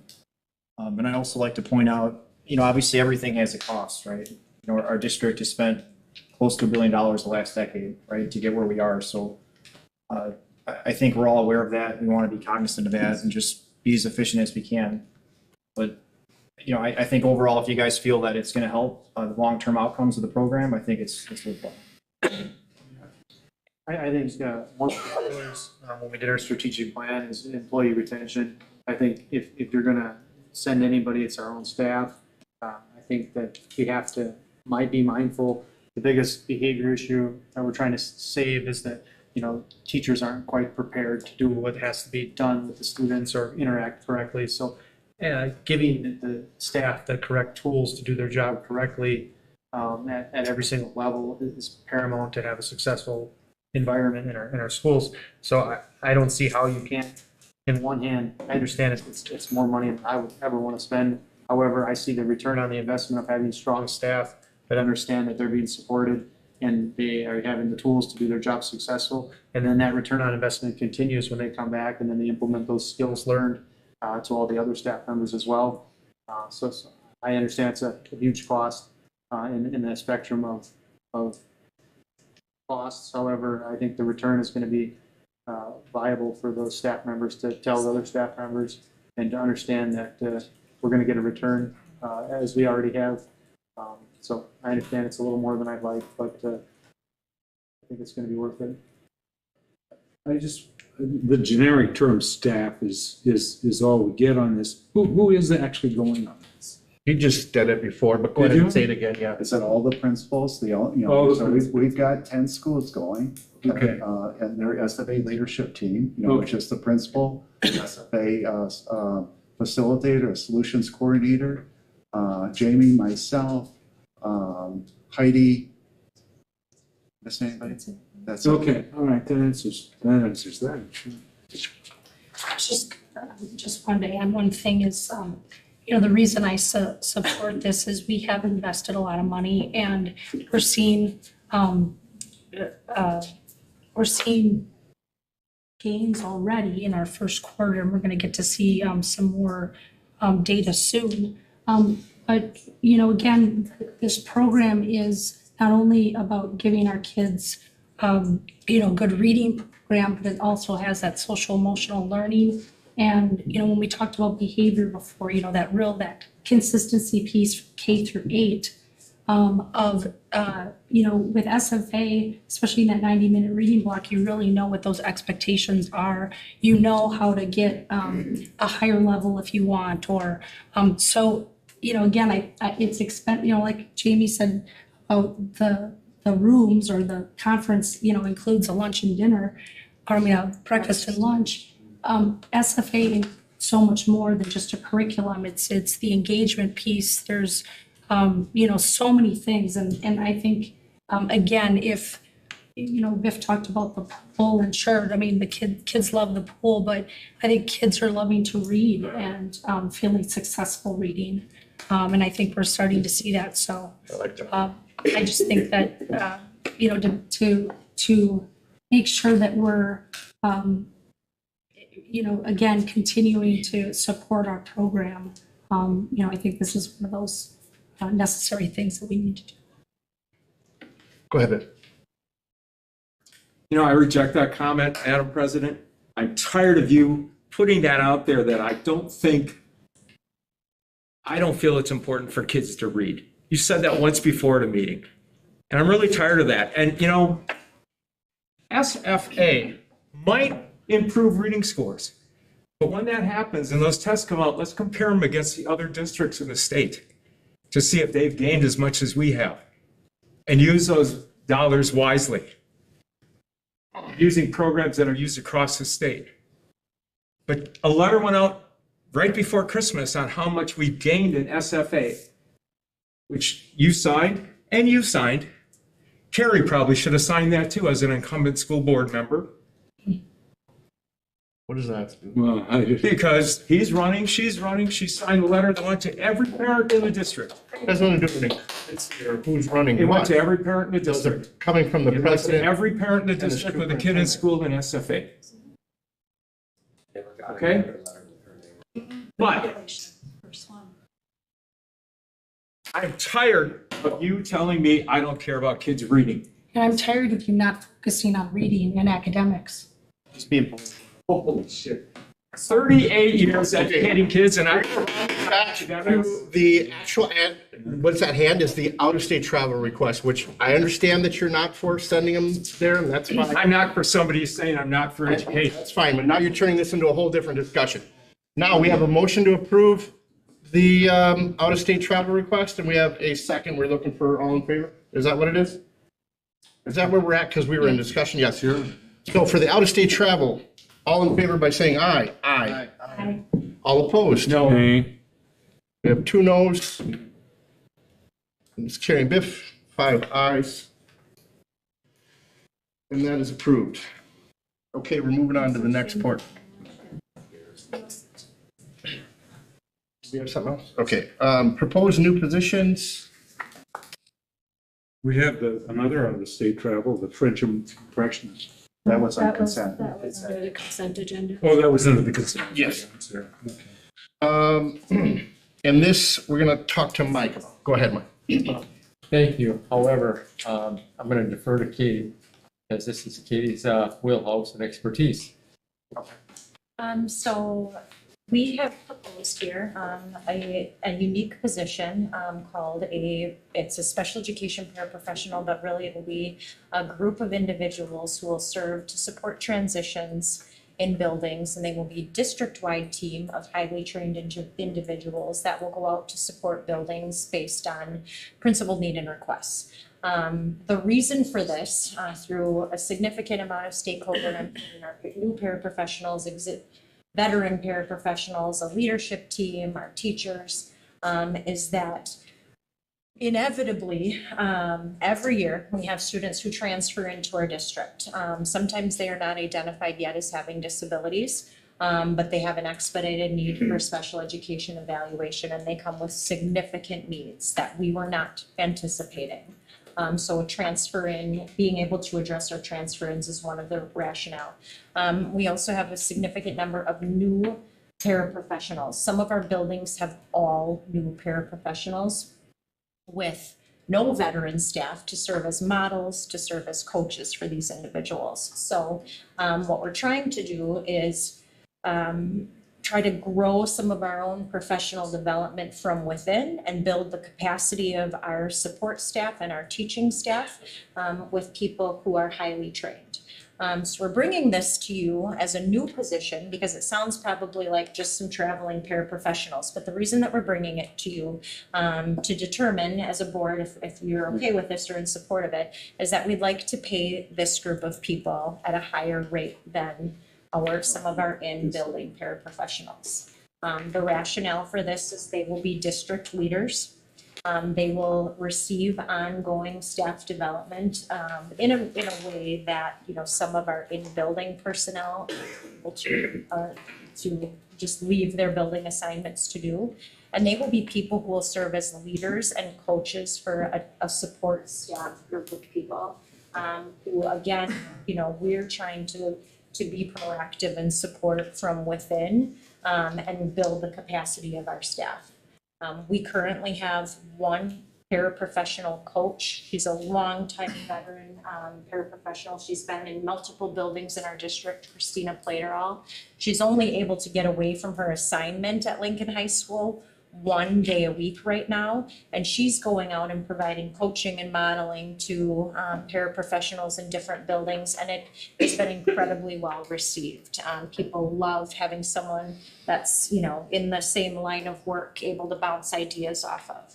So these paraprofessionals would be able to either as a team or as an individual based on need, go to buildings where we have transfer-ins that we weren't expecting, or a student is in crisis for whatever reason, or we are short-staffed because we're struggling to fill some vacancies. They would be able to go and respond for as long as we deem necessary on a temporary basis, so it won't be a full year, but you know, it could be anywhere from a week to a couple of days to a few months to be able to support teams to help learn how to support students.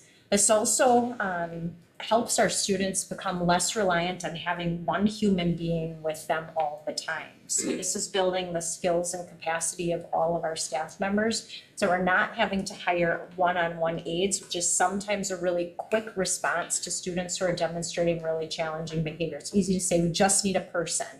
Well, right now, the people that we're finding, though they are really hardworking and love children, aren't coming in necessarily with the skills it takes to work with some of our most challenging students. So how do we get them those skills, and how do we, build their efficacy and their ability to meet the needs of kids? And that's through building, kind of growing our own leadership team that can go out. I liken it to almost like a program support team of paraprofessionals. So if you're familiar with our special education program support model, they go out and support our staff. This group of people would be able to do the same. I make a motion to create the transition support paraprofessional position district-wide with acronym TSP. We can discuss it. TSP. We like that. I know, it's so hard that we could get a better name, but. We totally can. It could be a work in progress. We can discuss it. There's a motion on the table. Yeah. Right. There's a motion and a second. So, yeah, we can, are we gonna do these individually then? Is that what it? Okay, let's do it individually. Chris is. Go ahead, Chris. Yeah, first of all, I want to say, I really like this idea. Thank you. I have It's worked not with. mine. We're trying to be very creative there. Okay, well, thanks for what, the group that came up with it, because honestly, we have had some truly, and I have worked with some truly remarkable parapros especially special ed. And most of them come to those abilities. Those are hard-won abilities by learning about different kids in different situations and the different ways to work with the different challenges kids find. And it's great to recognize that and to say, not everybody has to have a trial by fire. Having somebody who says, listen, here's some things that work, here's some things that don't, because there really isn't a parapro school. So I think this is a great idea. My only question is this going to be, we're going to take some people that we know are great in the district and that we know have the teaching skills for adults as well as kids. Are we then going to backfill their positions and not leave vacuums there? Because if we don't do that, I know who's going to call for help right away. Exactly, and you're totally right. And we know that we are going to pull, we've got amazing paraeducators, and anybody that's worked in a school knows that we can't function without them in our buildings. So, yeah, we're gonna pull some people out of buildings for sure. And we will make sure that and I believe that one in the principal's news and our other communication that, not yet. I think that will go in the message after tonight's conversation, but we will not leave them without someone else. So before they would be able to begin in this new role, we would backfill their position. Thank you. Okay. Thank you. Okay. I think I share Chris's enthusiasm. It seems like a real smart thing, real creative. Should do a lot of good. The only thing that disturbs me is it's a full-time 7 hour a day position for $23,000 a year. Is that a living wage? Never made a living wages there. No, but it just seems awfully low to me, and it's it's a pretty creative position, and it takes like you say, hard-won skills, etc. I don't know how you came up with 23, but it seems like slavery wages to me. It's an hourly. I can't remember my calculations either, Carrie. I threw in a calculation that was probably ballpark, but it's 175 days. So when you get 23,000, you got. Oh, it's for a half a year. 75 days. It's half. 260 day. All right. All 12 months. Yeah. All right. Okay. Right. All right. So we have a first and a second. All those in favor for approving that, the TSP, I'll signify by saying aye. Aye. All opposed? Okay, we're gonna do that. We'll move on to we have the teacher interventionals. Yep. And I'm going to defer to Jamie here. Passing the buck. So at our last quarterly meeting with each of our sites, we tried to hear everything that people were saying that they needed. And then we made a list and the four of us sat down and thought about, okay, how can we meet most things on the list or remove most obstacles? A couple of the things that we heard repeatedly was, we need more people to teach SFA to lower some of the class sizes, and we need more hands. We need people at our schools, because when we have folks that suggest how to do a behavior plan, for example, who's going to do the plan? It falls back on the teacher. So our thinking was we wanted to come up with a position that could do both. So we were trying to meet the most needs possible within one position. So that's what these positions are. There are 5 of them. They would be assigned out to buildings that currently do not have a dean to support them.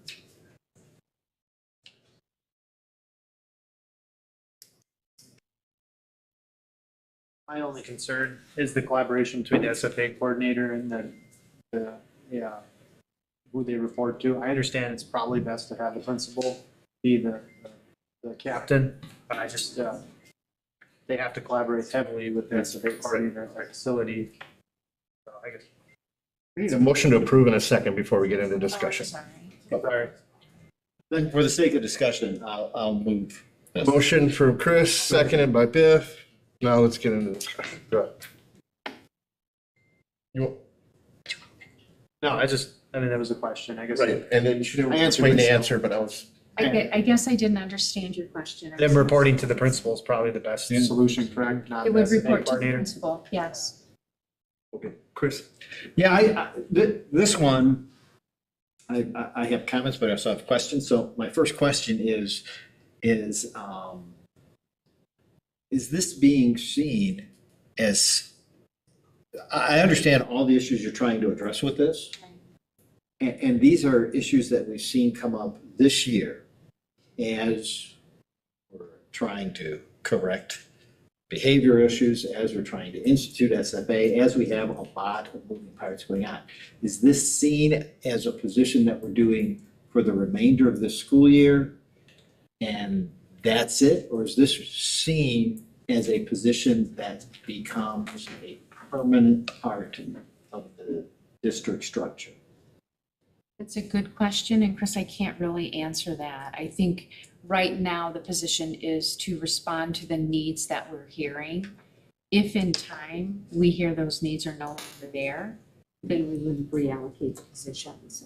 But at this point, what we're trying to do is really meet the needs of the buildings as they tell us what those needs are. Okay, and if I just get my 2 comments in, one comment is, obviously, some of the direction and oversight of this person will be by the SFA coordinator. It has to be, because Some they're of the working with. support, absolutely. Yes, as far as if they're taking through, if they're doing the tutoring, Yes. that stuff. Yes. My only hope is that we will make sure, and I would count on building administrators to be doing this, that we are making sure that SFA coordinators have the ability to do this effectively, because teachers, while great at managing students, are not automatically good managers of employees. So it's important that if somebody in this position comes to the principal and says, I can't understand what it is I'm supposed to be doing, that's a communication issue that's worked on, because we got the SFA coordinators to coordinate SFA, not to coordinate other human beings. So they may need some help with that. So that's my one comment on that. My other comment on this is the cost analysis is saying, well, look, we're not spending this money on deans, so we have it. But I thought the plan was not to have deans, so I'm not sure I understand. I assume what you're saying is the money's here. And that's really all I need to know. The money's here and the needs are here. Yeah, right, okay, thank you. So that's. So, looking at this job description, it seems to me like this is kind of a hybrid between a teacher and a dean, is that right? Yes.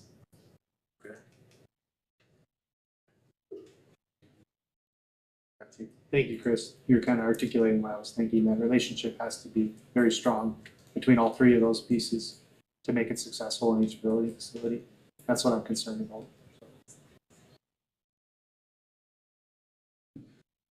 I'll support this. This is something the schools have been asking for since they lost the deans. I think they knew what was happening, and hopefully we're giving them some support.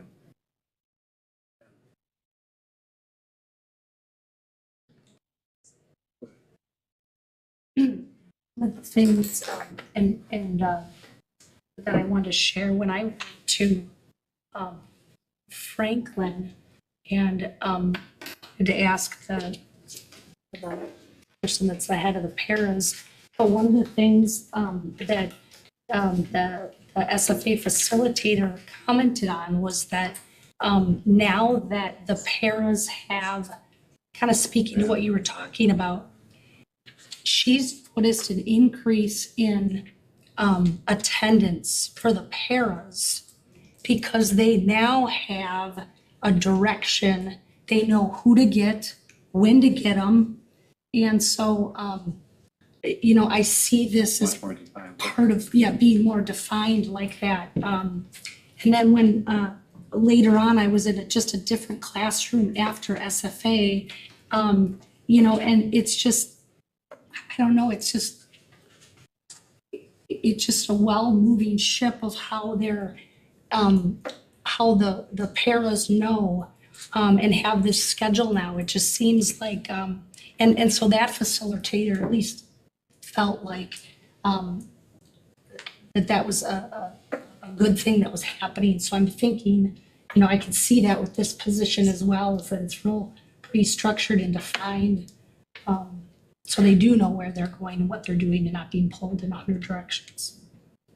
That exact same thing is happening in Franklin, and the highlight. Yeah, that's where I was. Yeah. Oh, okay. That's where I was. Sorry. Yeah, no. I don't want to make you repeat yourself.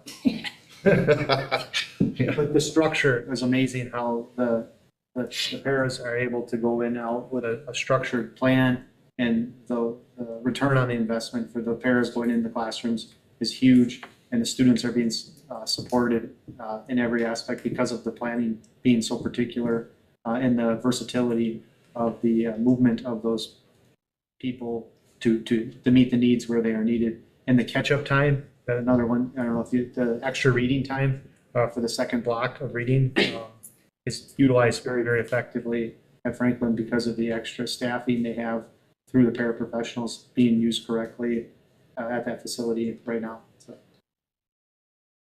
I think one of the things that is incredibly important is that at these quarterly meetings, when we ask people, what are the barriers? What are your needs? That we're responding to that. Right. And this is our best response to what they said they needed. And I think every quarter when we have a meeting and they come to us, if they say we need X, Y, and Z, then we're going to move heaven and earth to try to figure out how to give them X, Y, and Z, or ask more questions as to why they need it and meet those needs. Because that's really what our jobs are. Remove the barriers so that they can teach. Okay. All those in favor for the teacher interventionist? Aye. All opposed? Okay. Moving straight into the girls wrestling coaching position stipends. Move to approve. Move to approve and seconded by Biff. I'll second. Oh, second? Go ahead. You already seconded. Thirded by Carrie. Any discussion? Do we need to get into it? No? All those in favor signify by saying aye. Aye. Aye. All opposed? Okay. Move straight into the school calendar, which is yours anyways. Yep, thank you. First of all, I want to go through just a couple of pieces that are consistent every year. And that would be that we have 9 staff development days. These are all consistent with past calendars. 175 student contact days, 185.5 teacher contract days. In this particular calendar, the days per quarter are fairly evenly distributed. number of parent-teacher conferences, days, hours, consistent with the plan. One inclement weather day, didn't need it last year, already had one this year. It's early. And then, of course, the first day of school is always the Tuesday after Labor Day per regulations, per law. So those are the consistencies. The things that in this calendar that are a little different, that I want to definitely point out to you is that, first of all, this calendar ends the second week of the school, second week in June. So it's 1 week later. You might say, well, how did that happen? One day, we ended up with 1 day more over the winter holiday break, just the way it fell. Couldn't avoid it. With the NFL draft meeting in Green Bay on whatever it is, Wednesday, Thursday, Friday, they're expecting 250,000 people. Lee was already contacted a couple months ago by the conference commissioner or whatever for the conference we're in, saying, hey, we're shutting down athletics for 3 days, blah, blah, blah. So we put our spring break right in there. And what that caused was, instead of a 5-day spring break, a 6-day, because we have Good Friday, Easter Sunday, and then spring break, so to speak. So it was 1 more day. Then we also had in this past calendar of this year, we had more staff development days right up front before the school year started. This one has 3 up front, and that's September, like October, November, December, January. So there were 2 days there that got moved from the before school to in the school year, so to speak. There were your 4 days. That caused us to go to the second week. Okay, so that's one thing that was a little different. And the other thing that's different than this calendar is that August 21 and 22, and I'm going to ask Heidi to talk to these 2 days, because August 21 and 22, Heidi's going to talk about the why. And what we've done there is we increased 2 teacher contract days for certain elementary teachers. And Heidi, why don't you run with the why behind that, please? Just real quick, we have, we recognize that people are working hard and feeling kind of pushed in some ways, and we want to make sure that we offer professional development that we are valuing, not when they're in the middle of the school year, as much as we can. We don't want to interrupt people's summer. So we've added these 2 days, and we're paying teachers their typical salary rate to be here for a new science rollout that's happening. So they're going to have a full day of professional development from the science. The people who wrote the curriculum. Amplify, sorry. Yeah, Amplify, thank you. Sorry, I should have jumped in there. Yes, Amplify people will be here to do a training for. Yeah, depending on all of them. Yeah. Pilot. We're planning ahead. Yes, planning ahead. It could be some, other thing, but science. That will only be for our kindergarten through 5th grade classroom teachers. They're the ones who teach science. We won't need other staff there. And the other day is for our new writing program that you're going to hear about in just a little bit. And that will be for our 1st grade through 5th grade classroom teachers. And then Katie and I talked about it, and we're going to have 1 special ed teacher from each school there. We won't need kindergarten because kindergarten, SFA is a comprehensive all-day program for kindergarten. So their writing is embedded. So we're just really wanting to make sure that teachers have the time to, in a distraction-free environment, really learn and be set up for success for the new curriculum and for the school year. Any questions about that? And then just let me add to that, just so you're all well aware, as Heidi said, we are planning to pay these teachers their per diem, and that cost is about $60,000. I want to make sure that's on the table too. Yeah, I think we were aware of that. I have a question. I remember last year at this time, we were talking about the staff development days, and I remember you were online, and we were discussing the coming back after Christmas vacation. And you had the staff development day before the Christmas vacation, and I wanted to move it till after, because just getting back into the role is what the teachers wanted and what I heard, and I think it went well, and I think they liked having that this year. Is that the same setup this last? Because it doesn't look like that. Because it didn't.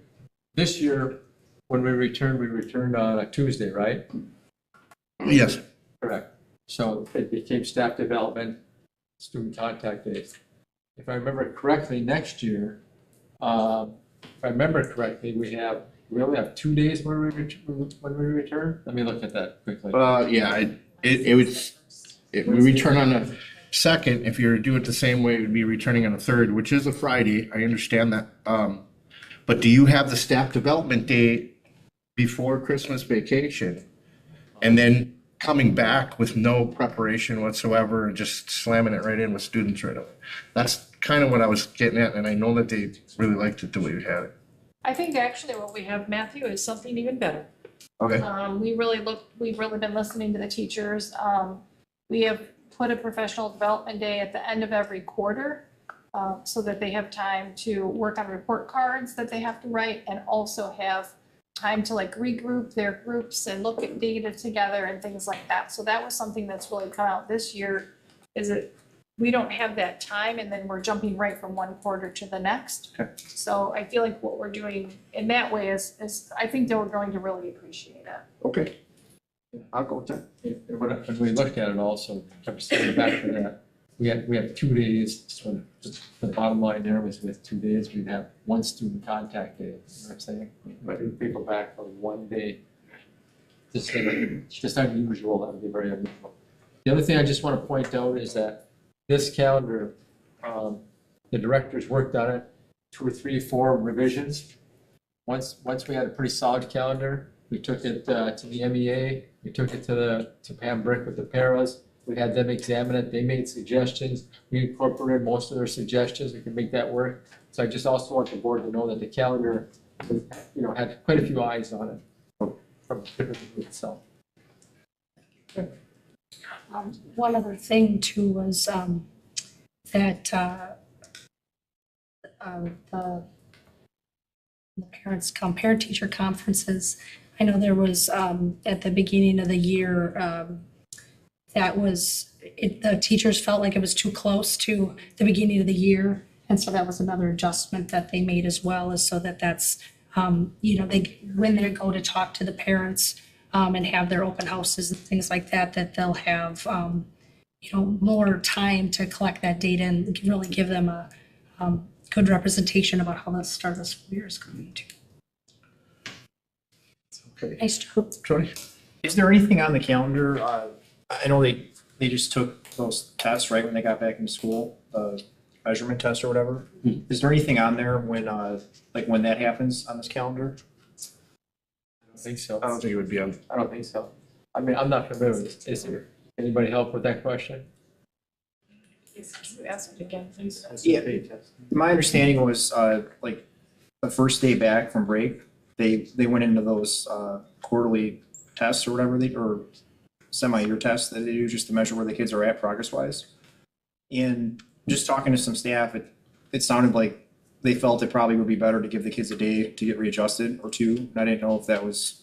We actually, the first 2 weeks of SFA is all kids stay in their classroom, and it's that kind of getting along together. There isn't any testing the first full 2 weeks of school. Before winter break. I can only speak to the middle schools. The middle schools both did a reboot today, so their first day back with student contact was going over the Warhawk Way and the Wolfpack Way and talking about expectations, doing some, more of that getting along together type of curriculum and doing a reboot, let's get back into the swing of things. So I don't know that there was testing immediately.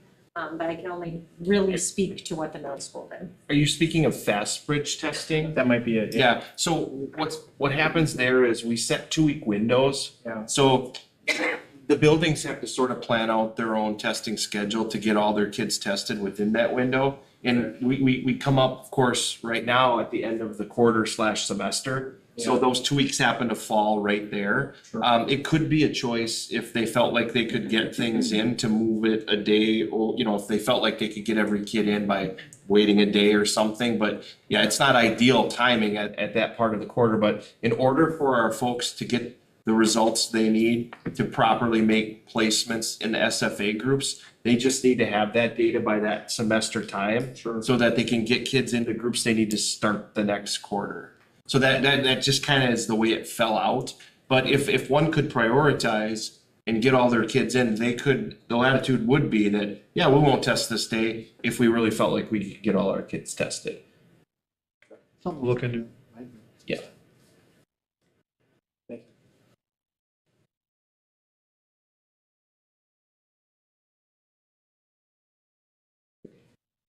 Is there a motion in a second? We already had the motion in a second, right? No. I don't think we We did. did All not. right, we need a motion. I'll motion. We have a second? Chris? I'll second. All right. All those in favor to approve the next year's school calendar by saying aye? Aye. And thank you. Everybody. Absolutely. All opposed? None? Okay, we're moving on to the elementary writing curriculum recommendation, being a writer. We have So Director Heidi Schroeder on this one or no? Yeah, I'm gonna start on this one. Okay. I wanna make sure that there's understanding there of where this fits in our strategic plan, and it is on that student success and making sure that we have a rich, vigorous curriculum that is aligned with the materials that's needed to teach it.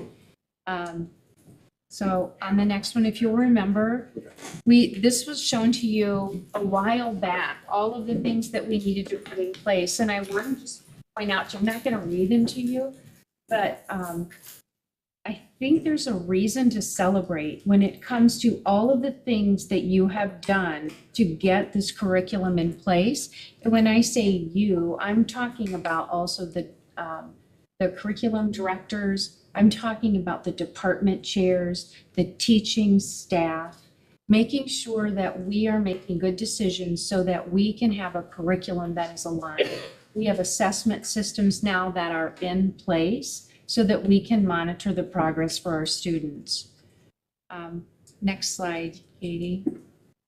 This was the curriculum review that we did, remember? And there's a red line where when the state decides they're going to take a look at the standards, we wanted to make sure we knew when that was coming. And then on the following slide, you'll see the curriculum review adoption cycle. You heard about some of those areas tonight, the science, the K-5. You heard about, you didn't hear about social studies, you heard about art. We've moved that one up. Another one that we are likely going to move up in this cycle is mathematics.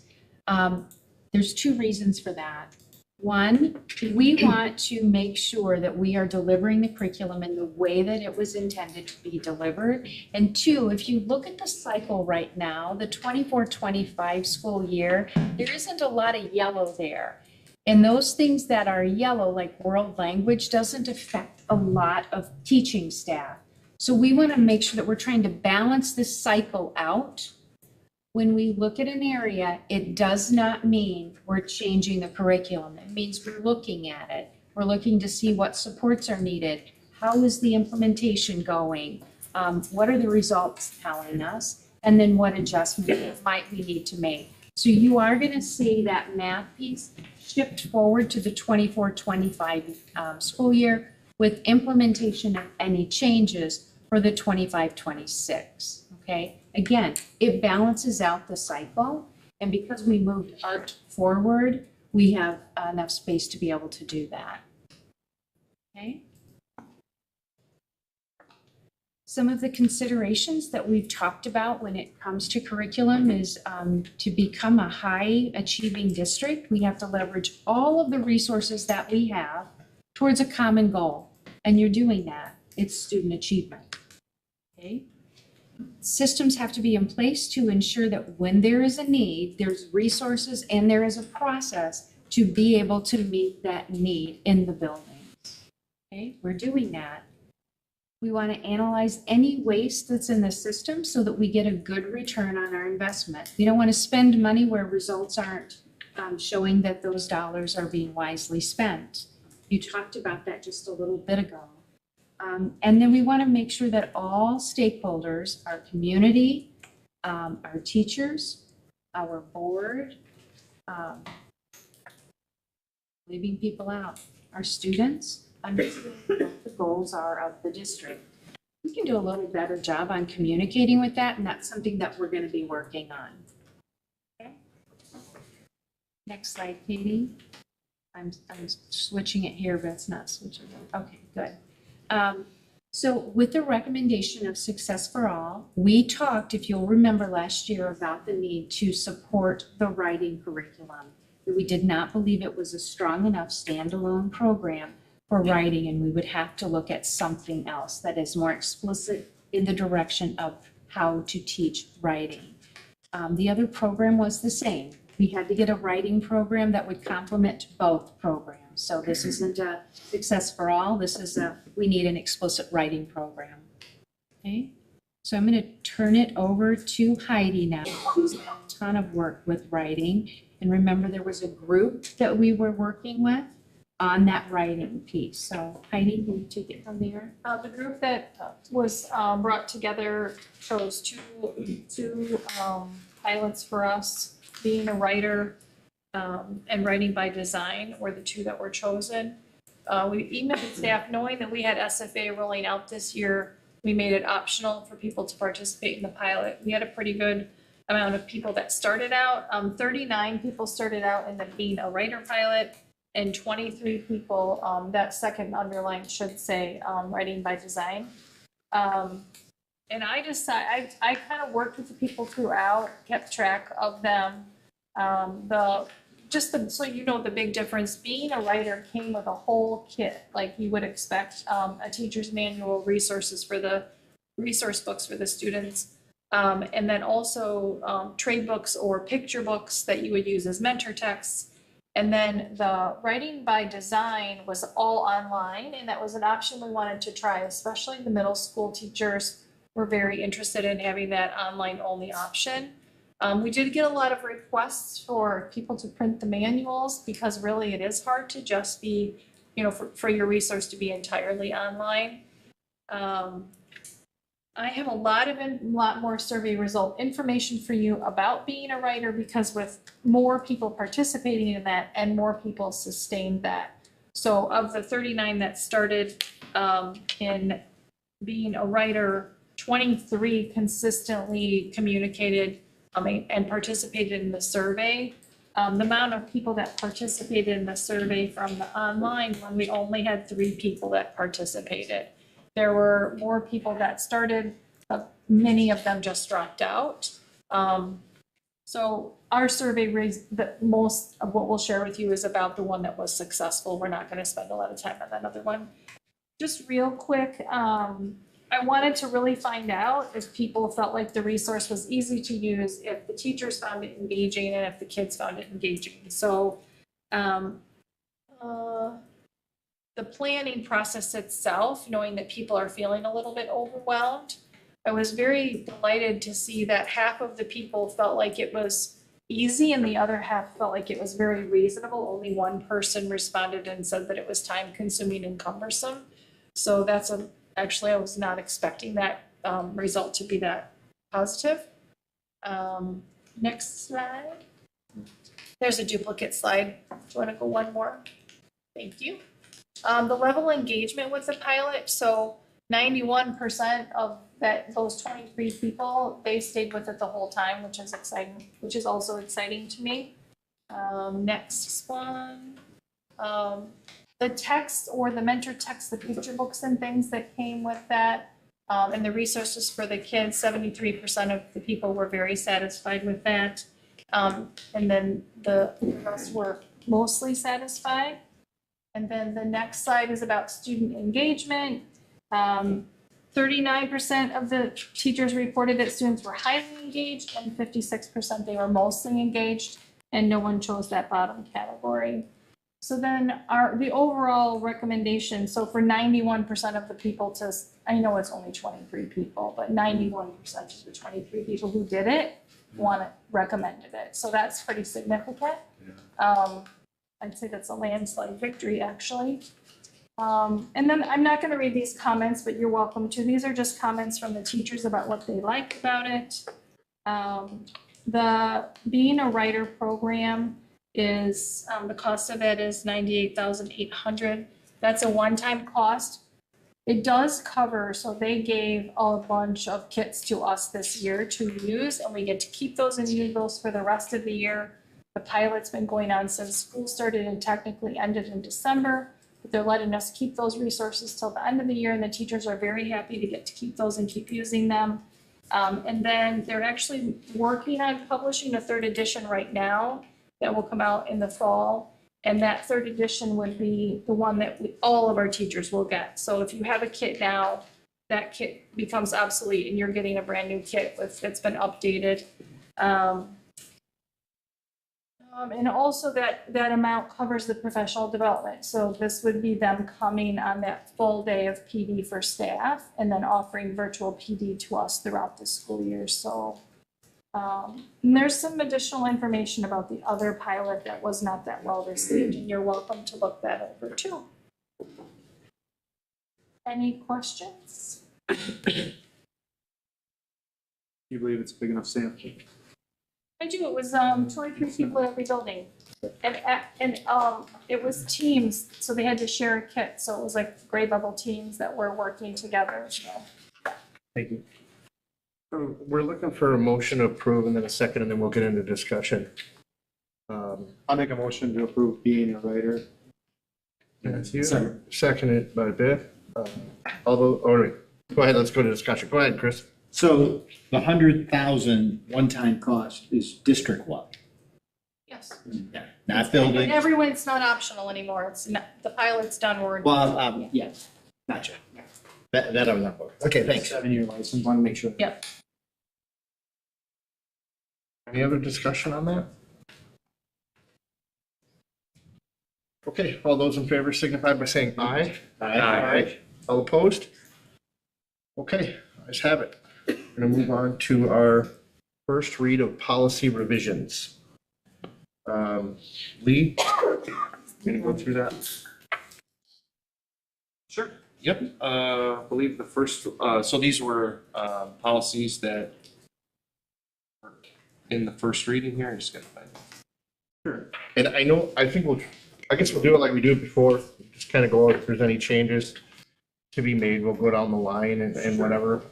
Is it something that we should go through and read them all out, or do we have, everybody got a good look at them? Yeah, the first one up is 1210, board district administrator relationship. Okay. And there's like 3 different sub-policies that are mentioned in there? So, basically we got direction that with, we had a couple that were referenced in 1213, which we took care of for sure. But the new guidance was if we only have to bring them forward at the same time if they're a new policy or if there's some type of title change. So what you can assume is that policies that are referenced in a policy that you're going to deliberate around is not necessary to bring up at the time you're deliberating on that policy. If we bring it to you, it is something that you should be addressing in conjunction with another one. We'll bring it to you at the same time. For example, 1213 references 7540, 754003, 754004. Those were important that we do at the same time to keep them congruent in our what we're choosing. These other ones that reference, if you don't see that one with it, then it doesn't matter. We'll take that up when it comes up in our review cycle. So if you're going to use the same process that you did before, we'll just start with 1210. And if anybody has any questions or things, or if you want to take them, I think usually we do them one by one, but. Yeah, well, we can go right down the line. Chris, do you have anything on that? No. Thank you. All right, yeah. No, I don't either. Tony? No. 1210's good. Okay, so do we need to vote on those individually? Okay, and we got a motion? Second. Moved in a second. Chris moved. Chris Who made moved the and Vic second? All those in favor? Aye. All opposed? Okay, we'll go to the next one. 0144.5, board member behavior, communications, and code of conduct. Chris? Yeah, I don't have anything. Thank you. Okay. Nope. The only thing about this is, this is listed as a bylaw. So I didn't know, I was gonna ask Chris, I'm assuming we do bylaws the same first and second reading. Yeah. But just so everybody knows, this is actually a bylaw, not a policy, and it'll go into under bylaws. Okay. Okay. I don't. Tony? No. No. Matthew? Okay. Motion? Motion by Stacy, seconded by Carrie. All those in favor? Aye. All opposed? Okay. Right into the second one, or the third one here we got. 3362.01, threatening behavior towards staff members. I see that's a duplicate as the one right below it. What is that all about? I got 4360, I got 3362 and 4362 and they're all. Because one is under the section of 3000, which is professional staff. And if you look at the other one, yes, essentially it's the same policy, but it's under, sorry, I'm toggling back and forth here. I believe supports. Yeah, it's under support staff. So it's your professional staff policy and your support staff policy. Is Has the to wording be the in same both. on both of these? Yeah, it works the same, but each, you have to have them for both. Okay, yeah, that's all I wanted to know. What was. But they are duplicate, you're absolutely correct. All right, I thought a policy just covered it across the board, but we'll go. Chris? Oh, I have nothing that I would change on this one. Jeff? Nothing. Stacy? Myself, no. Tony? No. Carrie? And Matthew, no. Okay, motion? Yeah, I would move to approve policy 3362.01 and 4362.01, since they're identical, let's move them together. Okay, thank you. I'll take that motion. Anybody second that? Second. Okay, you can choose your second on that one. All those in favor? Aye. Okay, right into 1213. 13, student supervision and welfare. This is a new policy, yes? Yes. Okay.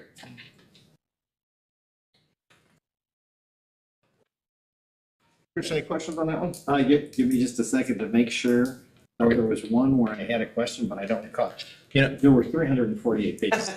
So you got, can't keep up, man. I appreciate 2 extra days to read. I really do. Thank you, weather gods. But there was one somewhere, but it's not this one, so I just checked. Did we, on this one, I had a note written, letter A, did we add or be by law to letter A? Or am I making that up? Established procedures or be by law? Did we add that one time? No? All right, It may have been discussed, but I don't. okay, all right. Leave me. Carrie? No. We're on 1213, correct? Yes, sir. Yeah. Okay. I'll motion, we need a second. Second. Second by Tony. Who was the first motion? I'll motion, that's right. Okay. Oh, yeah, sorry. All those in favor? Aye. All opposed? Okay. And we're gonna move to the next one. Where are we at there, Lee? 7540 technology. So these 7540 policies are essentially tied with 1213. And just so you know, when we reviewed these policies, we did so in collaboration with Jess DePrey, who of course is our technology person in the district, to make sure that not only were we considering what our current policies are, but what they should be in alignment with our district vision on technology. Sure. So are these, I have one question, just because of the way Chris handled the last one, I thought was really good. Is 754003, is that like a subsection of? Essentially, it's yes, it's So an associated policy with that policy. Is yes. B and C included in A? Well, no, Probably they're not. separate documents, Okay, good. but they're essentially tied together. Okay, Yeah. that's fine. Separate Yep. documents, fine, we can keep them separate. I just wanted to make sure, because. If you wanted to take them together, you could, but it depends on if you had questions specifically about any one of them. Well, Let's take them as a group and ask if you have questions about the three. I kind of like that idea, just in the interest of moving it along, to be honest with you. Is there any questions on any of those? Go ahead, Chris. This was it. This was the one. Oh, okay, let's do it. I knew we were close, see? Okay, and it is honestly a question so that I understand what we're trying to say here. In the third paragraph, Can you tell me which one it is? Is it 7540? This is 7540. Okay. In the third paragraph, because the X and end of option confuse me, just tell me if what we're trying to say is the district administrator shall develop, recommend for approval to the board, and implement written district technology procedure, or correct DTP, since some of us enjoy that. You are accurate. Okay. Yep. All right. If that's, then I'm good. I just wanted to understand what we were trying to say there. Okay. Thank you. Nope, absolutely. Chris answered my question. Stacy, on all three of these, any of them? Me neither, Tony? I'm good. Carrie? No. Matt? We're good. Okay, so I'm looking for a motion on all three of those, the 7540. So moved. Motion by Second. Jeff, seconded by Tony. So this is for 7540, 40. 7540 03, and 7540 04. Okay. Correct. Just want to make sure. You started it and I liked it. Yeah, so I'm totally with it. for nutshelling when we can. All right. All those in favor? Aye. All opposed? Okay.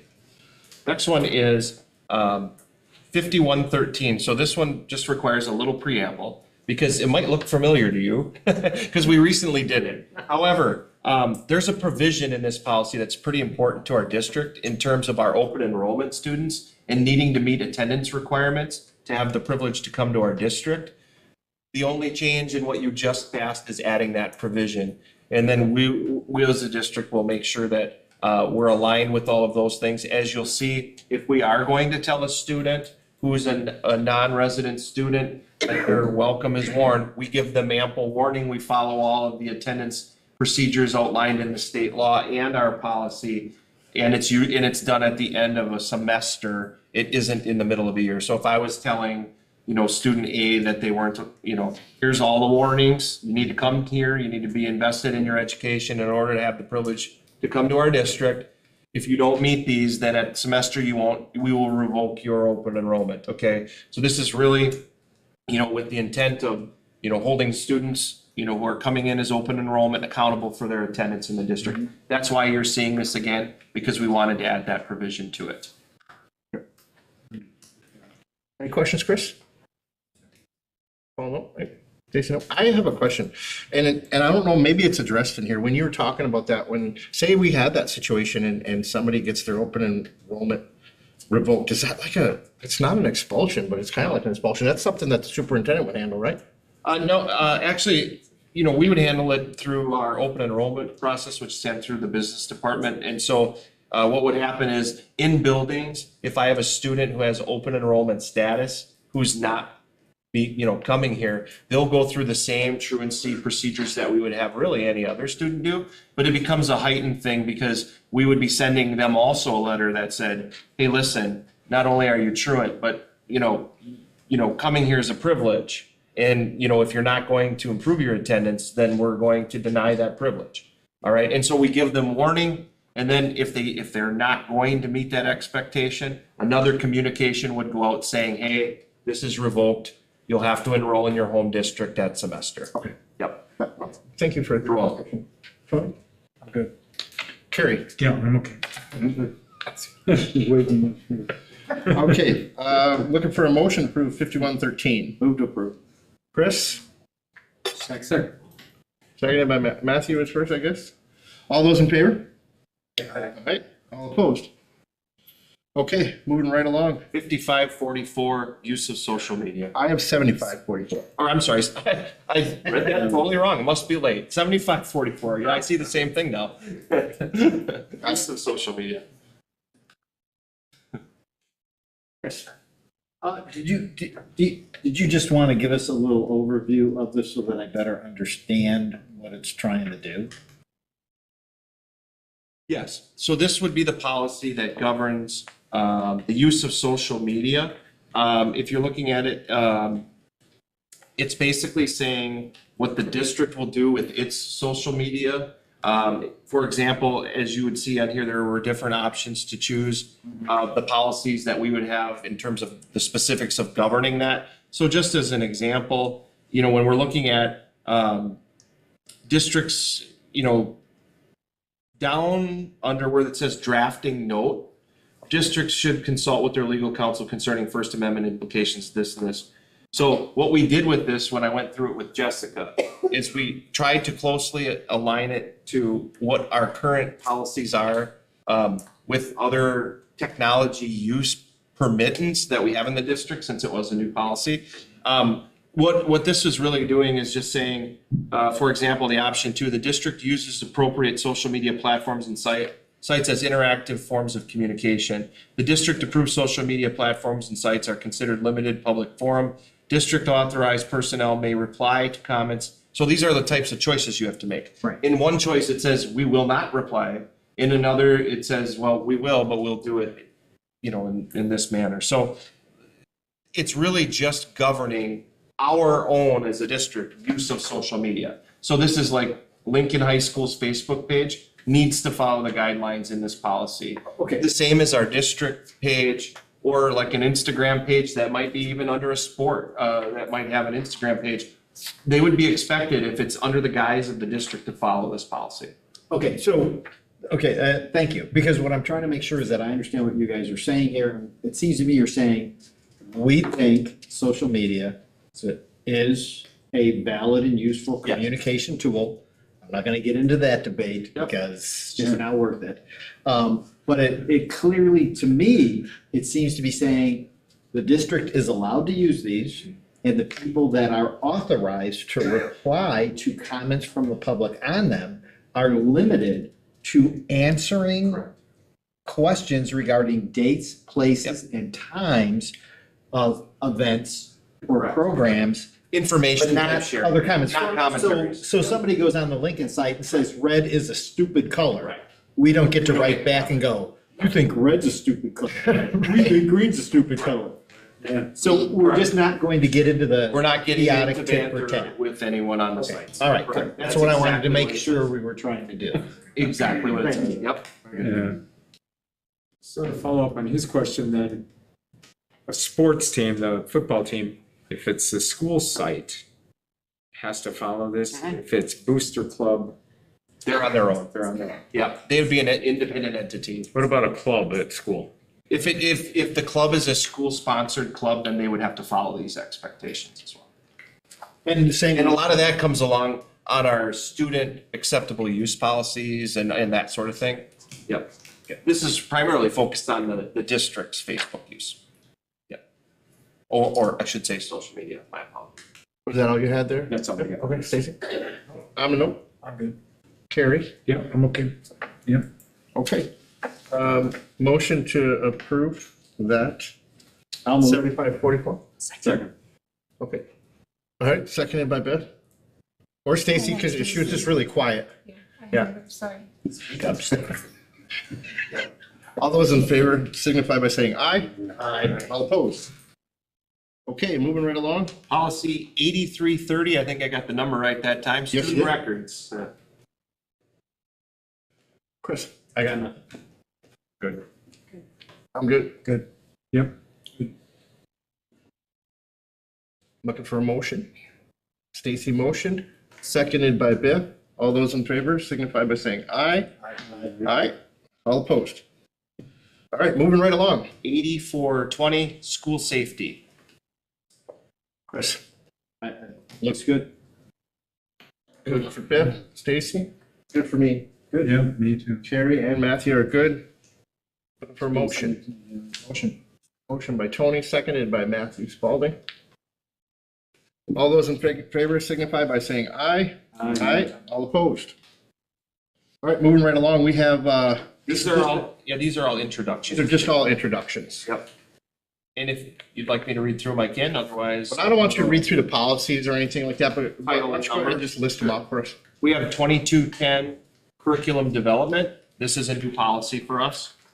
We have 2220 adoption of courses of study. Yeah. We do have a current policy, as you see. We have policy 2221, special observance days. Policy 2262, childcare programs. We have policy 2270, religion in the curriculum. We have policy 2340, district-sponsored trips. We have policy 2370, educational options provided by the district, and policy 2412, homebound instruction program. Okay. Which we'll take to the first reading then. Right. Next week, yeah, I mean, next. Okay, and then other business, we have Terry, this is Yeah. the WASB proposed resolutions that I believe we Well, all I received a think copy of. it's most of them, for sure. There are two that were in the packet that I got from WASB that aren't in this. Oh, okay. And I left my convention file at home, but one deals with, and this is an issue that they have a resolution to protect competitive women's sports by not allowing biological men who identify as women to compete in. I doubt if there's much disfavor on that in this group, but it's an issue that, I had to think about it for a while. I mean, I'm inclined to vote no, unless I'm otherwise instructed. I have a daughter in school, and she plays volleyball. I wouldn't want her playing against the men's volleyball team. That's just my own opinion, though. Is anybody? I would just leave it up to the WIAA. Oh, you would, okay, yeah. They were, I mean, they make those decisions. Yeah, I'm not sure why WASB's wading in on that. I mean, I know it's an They may issue, have a but way. I don't know how I feel on it, but they're the sports experts in Yeah. the state. The other one pertains almost entirely to the Milwaukee School District, which deals with bilingual or trilingual or multilingual instruction, and that students who don't communicate in English should not be counted in grading down, you know what I mean? No, absolutely. Yeah. It just seemed to me that, it really is a resolution that they want to see a preservation of, students that are not normally English speaking, not naturally English speaking. Right. To not be penalized for, in terms of grading. Yeah. Just wanted to add, when I went to the CISA meeting, just a little clarification about why those two are not in the packet. Yeah, why is aren't they? because they came in late, and so these groups are lobbying to get them to be on the floor. That's right. But what's going to happen is the committee that put the resolutions together, they have to meet first, and they will determine whether or not they're going to allow them into, for the delegates to even look at. So unless that passes sort of right in the beginning, those two will not move forward. But that's just why they're late comers. But I believe there's something in there where if you have so many people lobbying for that they get consideration by Yeah, the right, committee. that's exactly what happened. That's especially. So they may not Well, the even, Milwaukee one came in very late. So, correct, so they may not even come to the floor. Yeah. Oh, they may not. Was that one you brought up? I didn't even see that one about the It's girls' because it sports. hasn't, Yeah, it's it hasn't- because it it hasn't. Yeah, it's not in this packet. It may It's not in be. this It has packet. not been formally added to the agenda. It has to go to this meeting at the convention to even go to the delegation. Which is also, we're talking about WASB, right? And just like Jeff said, that's a WIAA decision anyway. So I'm wondering what weight they have in that decision anyway, but who knows? I don't know that it's, and correct me if I'm wrong, Carrie, but the resolutions are more saying, these are the positions that we're gonna fight for, that we're gonna Right, lobby. yeah, They're not rules, they're not laws, they're anything. They're just saying Yeah. the group of board members that are representing it say that this is our position on these things. Yeah, right. So The only other one that is in the packet that I thought may need a look, is the Resolution 24-06, seclusion and restraint. What it suggests is that seclusion and restraint are widespread practices in schools throughout the state. But those practices disproportionately used on students of disabilities and students of color, and therefore there's a desire, I think, on the part of the resolution to not do cruel and unusual, with seclusion and restraint.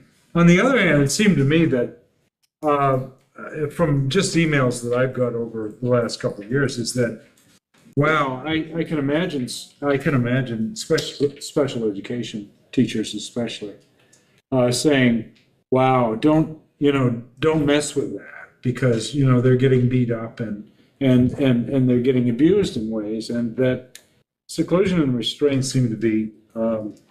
would seem to me to be, necessary kind of behavioral tools that should be retained.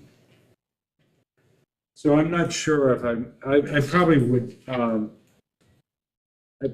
vote against that resolution. Yeah, I would see it as the same thing with, the police state. People talking about defunding the police. So once there's no police left, or once they don't have that tool to use, what if the kid? No, I'm just saying. What if? It's a dangerous place in the classroom. I guess what I'm saying is, if that was to change and they were to say, we can't use it anymore, then as a special needs teacher, what if all the special needs teachers, when they start getting hit, they're like, okay, I walk out and I leave those students in there by themselves, and what happens? Now you're liable on a lot of things, what students could do by themselves. There's certainly necessary to be done when people are acting out. And I think that if the discussion is probably around the type of seclusion and restraint. You can separate kids when they need it at times, but I'm sure there's different ways that that's done. Yeah, So I think maybe that's what they're asking and looking at is it's not just throwing a kid in a room by himself with no, help or nothing going on, or is it where you bring the student to a room and you work with him as a teacher and you're secluding them, kind of thing. So I'm assuming that's where the resolution. The other thing is I'm against picking on groups, but there's nothing there's just nothing on the face here to explain why that these techniques are disproportionately used on students with disabilities and students of color. I don't know about the students of color thing, but the students with disabilities, I'd imagine they act out, and some of them have it could be part of the disability. Right, it could be part of the disability. I think without explanation to explain why that might be the case or why that is the case. Right. I think there's an implication here that isn't supported by any facts, by any argument. So right. I would agree with you there. The state is also funding some support for districts or buildings in districts identified as having a high incident of seclusion or restraint, because the goal is always to be able to use anything and everything before having to get to that point. So the state is constantly looking at ways to, specific to teaching those de-escalation strategies and things. And so it's always an absolute last resort for, when a student in a language is in imminent danger to themselves or others. If you remember, it reported that our incidence of seclusion or restraint significantly declined from last year to this year. We always look for that number to be as close to zero as humanly possible. And we actually are taking a call with a DPI representative next week about some grant money to help promote other strategies to use prior to getting to the point of seclusion or restraint. Right. So I don't see there's a compelling need to vote for that resolution that suggests that, it needs to be modified. Those I guess I practices don't know need enough to be about what modified. the proposed modifications are. Yeah, no, there's no proposed. Well, and it doesn't sound like. There's jargon there. It doesn't sound like it's a modification, as it just says to create. The WASB supports continued best practice resources, training, and funding to support school district in seclusion and restraint practices with a focus on improving systems and reducing harmful effects. Yeah. right. So That's I, a positive thing I. correct. So I think it's a good thing to vote for. Oh, I you think do? their- Okay. Yeah, I think their rationale is that we want to fund best practice. And if we are following best practice, then we're going to eliminate The need. any problems of a discrepancy between kids of a disability right, and students of color. Okay. So I think that they're already doing this now. I think it's just saying, hey, we want to come out and say that we support this training and funding and using best practice as a guideline Okay. when doing restraint and seclusion. Okay, all right. That's it for me. I don't know about the point. Yeah, the only one I was kind of questioning a little bit was that 2.4 on state cost controls. I know this is kind of didn't work out. 24, no, where is it? It's on page 5. What's the number on there? 2.4, line 34. So I'd say, yeah, line 34 on page 5, and it's just talking about it's opposed to the state imposed limits on school districts. So, I realize we kind of got the short end of the stick here with that funding formula a while back, but I'm also not crazy about the idea of, I think the governor extended funding for like 400 years or something. Yeah, right. Yeah, forever. $2 trillion or something. So, I think we got to find a balance there. So that's my only concern with that one, just with how do we approach the funding in the future. So I probably voted no, just based on the language. Tony, I'm still trying to find it. Where is it? Page 5, line 34, you're looking Line at, 34, it would be, Oh, state cost and control, WASB is opposed to state imposed revenue limits on school districts. Yeah. That's the resolution. You're in favor of imposing revenue? They're looking limits? to repeal 2.40.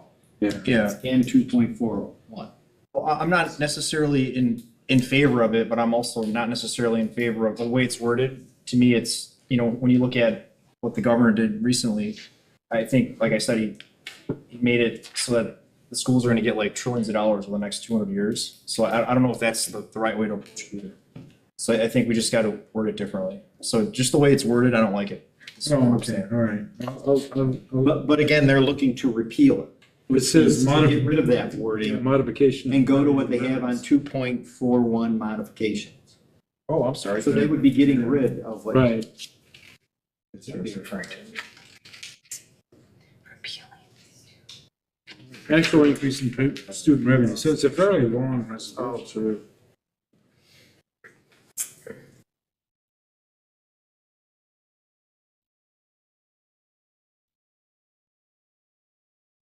Yeah. The way I read Oh, this. you're right. I did read that wrong. I read this as they're giving more control locally. Yeah. And I think that's a Right. good thing I think for that's a us. good thing. Give us our money back. Let's not have the state decide what they're gonna do with our Yeah, tax right. dollars. Let's us decide. I can agree with that. So I think that that's what this says unless anyone sees differently, which I think is a good thing. Yeah. You're right. I just. So the whole policy, to read the whole policy, I think it's not only advantageous to us, I think it's probably a Yeah. good thing for education. I like, yeah, that's better. Okay. Any more from the WASB? Okay. We got remarks from the board president. Yeah, just a couple of things. I sent out a sign-up sheet to be able to go to the board meeting committee up at the high school. And I didn't realize, I had only put one spot in there that I opened, and I didn't consider that other people might want to go more than once. So I've opened it now that you can sign up. Because it was blocked. So now you can sign up for all the times if you want. I just asked if, I just wanted everyone to be part of it. So if you could at least make one just to get exposure to what that group is doing. I and tried what they're- signing up for it. It brought me to some I bet you crazy did. other Right. website. I'm like, what is that all about? Well, sure, and I think it happened because I didn't have enough spots okay. open, so they were all closed. All So right. now it should work. If you have any That's problems, good. let me know. Nope, that's fine. Because I'd like to have a list then to be able to give that to the students. And if I could just tag on there, Yeah. I encourage you, if you see that there are 2 people signed up, maybe 3, but beyond that, Yeah. try to find another meeting to go to, because there's no reason why a subcommittee of the Lincoln High School School Senate should have to post bad key notices for the school board. True. That's just Um, getting silly. Yeah, and so the other option we could do, I thought, was, I mean, it makes sense that Biff goes as the representative. So I could limit it to 2 spots. Everybody gets a chance to go, and then Sure. that Sure. would probably be better. Would everybody be okay with that? That's cool. Okay. All right. It's okay as long as he gets to go every time. No. Sorry. Yeah, sure. What that's for? Yeah, so Lincoln High School on their Senate has a, I think it's called the board meeting committee. And it's that same one that we met with when you set up. Right. And so what they've asked is that they meet once a month and that we have some representation there. And so then at least 2 board members, at least 1, but 2 board members would go to that meeting once a month. And we're going to give them the names just so they know who to expect that'll be there. Thank you. Okay. I sent out an email, but just wanted to reiterate it. Chris, I appointed to be the on the board of the school forest. So he'll be, they do 2 meetings a month. Sorry, 2 meetings a year. So I love the I'm excited. I knew you. Go early and just wander around. Just live out there for a while. I love it out there. I really do. Yes. Yeah, we're so fortunate. Please. At the MEA confer meeting, they just expressed, one of the things is, please come to our schools. I had shared how I always feel like I'm kind of disrupting going in. But they said that, they really, their membership, their teachers really want to have all administration and board members come. So make a time to go see some of the stuff that our teachers are doing. And I think that's all I have. Okay. And we're gonna go into the future meeting dates. Now, I know that you realize what happened this week. We had a little kerfuffle with the weather, and now today's Thursday is taking place for Tuesday, so I think it's we're gonna redo that at the end of the month. Yes, is that how we're doing that? Yes, yeah. From the last meeting, there's going to be the standing fourth Tuesday meeting on January 23rd. Correct. And then there's going to be a special board meeting Yeah, on January That's true. 25th. Yeah. That's going to have the CISA 10 facility assessment update. Both at 6 p.m.? And then there'll be some additional policy to review on that one as well. Okay, so Tuesday and Thursday at the end of the month. Because it's not a party without some policy. Right. Now I'm looking to entertain a motion to adjourn. Motion. Seconded. Oh, Chris seconded. All those in favor? Aye. Aye. All right, have a good day. Hey, Matt. Hey, Carrie. Hey, what, I just want to. I wouldn't, because I can store in the morning, but the weather says I can't go.